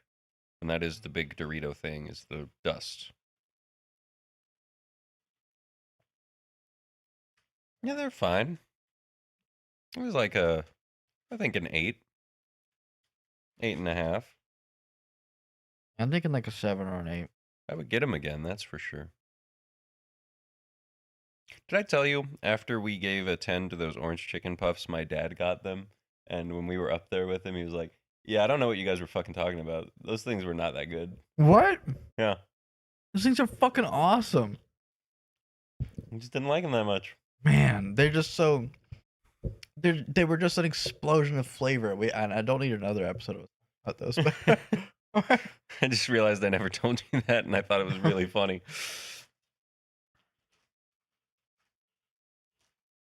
Yeah, I don't know. I think it's a strong 7 for me. Like, I don't feel super strongly about them. I do think they do a great job. They have a good flavor, and like, grab a few of them because they're rolled.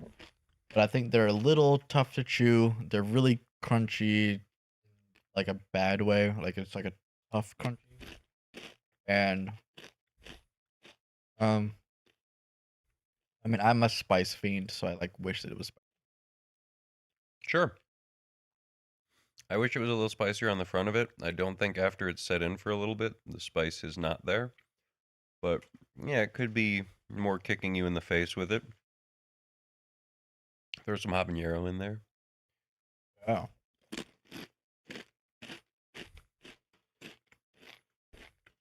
WAMMBS.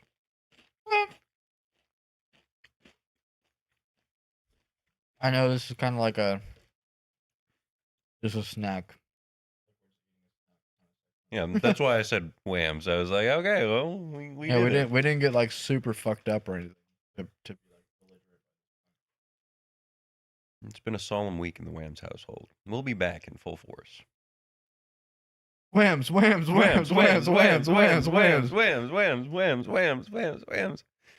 Hiroko G-san says, I'm still waiting for my Costco to get the orange puffs in. That sucks. I'm sorry. Evidently. No, I think they're great. I don't Maybe we hype them up so much that we've made them sound like they are the best snack in existence. We definitely They did. were really, really good. It just tasted like no snack I've ever had before. And I feel like because we keep saying that, anyone that tries them after us is not going to think the same thing Probably not. because they're going, well, they made it sound like I was gonna bust as soon as I ate this, but I definitely did not. um, so I think it's just that they, while are very good, are very artificial. yeah, and I never really got a chance to just like gorge on them. So I don't know if it's like you maybe think of them. Like we took a bunch of handfuls, but I've never sat there and like watched a movie and ate through all of them. That's what we're doing, right? So we're watching. What did you say it was? Naked Gun. We're watching Naked Gun. Maybe. I just watched it, so I want to see if there's something. Have you ever seen Airplane? No, Let's do Airplane. we're gonna watch Airplane, and hopefully they're still at Costco, right? Actually, I don't know. I don't think so. I think that might be If gone. there's, I really hope they're there. If they're No, still at Costco Costco, does this. B talked about it a bunch of times. Yeah. Costco will like get you hooked Yeah. on something and then take it away. if they're still at Costco, and I really hope that they are, we will watch Airplane together on this couch on that TV. Without the monitors in the way. And snack on those fucking chicken things, and then we'll talk about Airplane for Mags. Airplane's great. I'm excited for it. I don't think I've watched it ever. It's like one of the best movies of all time. Really? Like an old comedy? Yeah.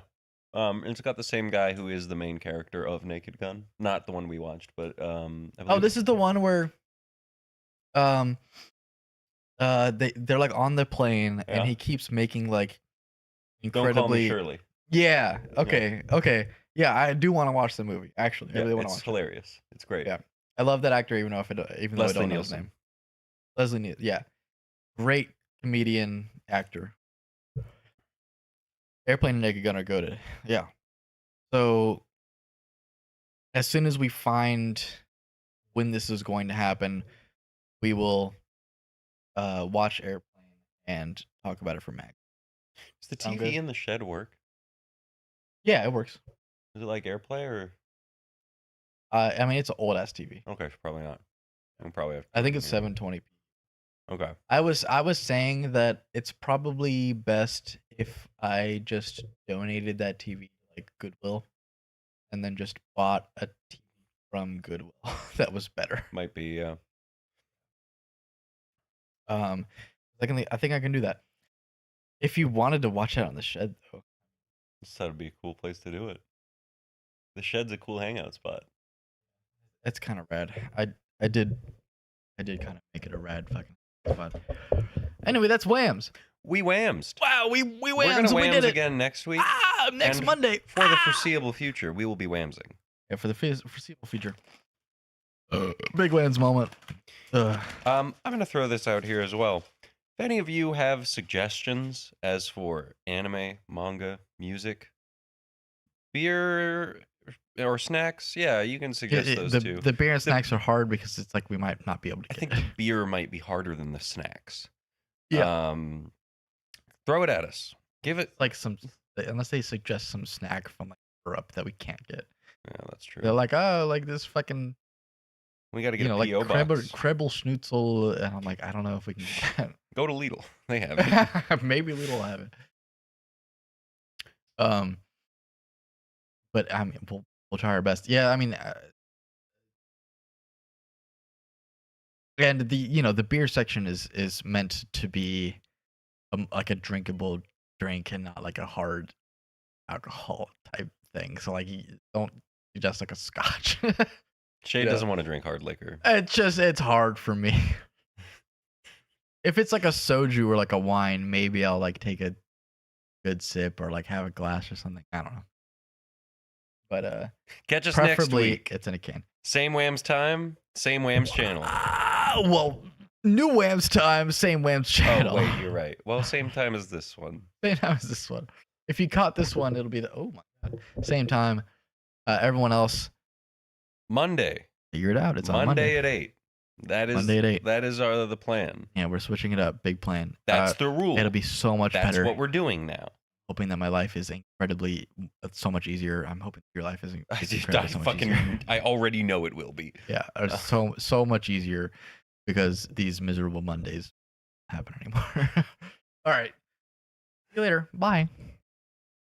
Bye.